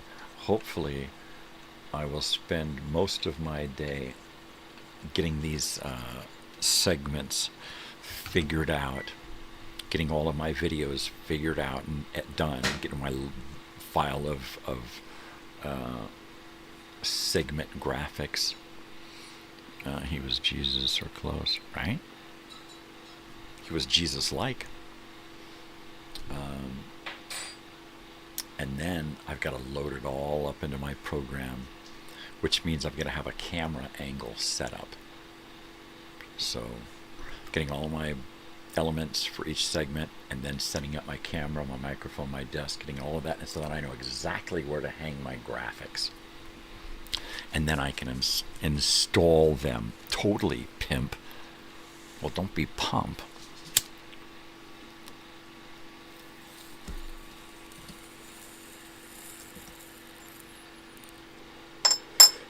Yeah, tomorrow. Always tomorrow. If we're lucky, we've got another tomorrow. So I'm shooting for luck. That's what I'm shooting for. That I get lucky to have another tomorrow. And I want to go to Disneyland. Compassion, just a little compassion is all we need. That's it. Just a little. Am I asking for too much? Just a little human compassion. That's all. It just all comes back to kindness. How do you want to be treated? You want somebody to fuck you over? Well, yeah, because then I'm going to go out and fuck them over. Wow. People who are just out for themselves. And then they get fucked over and they think, wow, that's a fucking bummer for me, man. How dare people fuck me over? It's like, dude, all you do is fuck people over. And then it comes back to get you and you're like surprised. And you're bummed out. And you want people to come to your rescue? No. Little Orphan Annie. The sun will definitely come out tomorrow. You bet your bottom dollar that tomorrow there'll be sun. Tomorrow. I love you tomorrow. You're only a day away. Oh, I love that. I love that movie, the one with Carol Burnett. Oh, that is. Had to go bathroom. I love that. The golden rule. The sun is the beacon. I knew that's what you meant. Beacon. It's a stupid fucking text and shit. It is. And we should have that light. The sunlight that comes into us, we should have that inner light. And we should project that out in a good way. Period. That's it. That's all I got to say about that. I also have to say that it's just about time to get out of here this morning. Gosh, golly. And you know what that means. That means that it's Miss Hannigan. That's it. Miss Hannigan, Miss Hannigan. Miss Hannigan, Miss Hannigan. Had to go bathroom. Oh, she was great in that. That whole fucking movie is just... Now I gotta watch Annie. Where's my stuff here? Annie. Time Bandits. Annie. Yeah, all right, people. You know what to do. Be nice to each other. Spread peace and love, not bullshit. It is a hard knock life, but you know, if you do something for yourself, it ain't so bad. If you do something for somebody else, it ain't so bad for them either, right? Take care of each other, people. Like Hitler said, get out there and do something. Just do a positive thing, okay? Thank you for that, Tubbs. Mr. Cotton says Hitler was quoted as saying that. That's great. He said something good. All right, people, take care of yourselves, take care of each other, most especially stay weird, because if you ain't weird, ain't nobody going to be weird for you. You got to put in the work, you put in the effort. Punky Brewster, there you go. Moan now. She's my weirdness for life. Soleil Moonfry. Sister to Mino Pelusi, right? All right, you got half-sister. Guys, take care of each other. I will see you in the mañana. Until then, love you guys. Oh, look at that. I don't want to be there. I want to be here. Bye-bye. Take care. And something, right? Punky Brewster. That one threw me. Now I'm watching Punky Brewster episodes in my head. And you threw me. All right, guys. Take care of each other. Love you. Peace. Oh, yeah. Adios.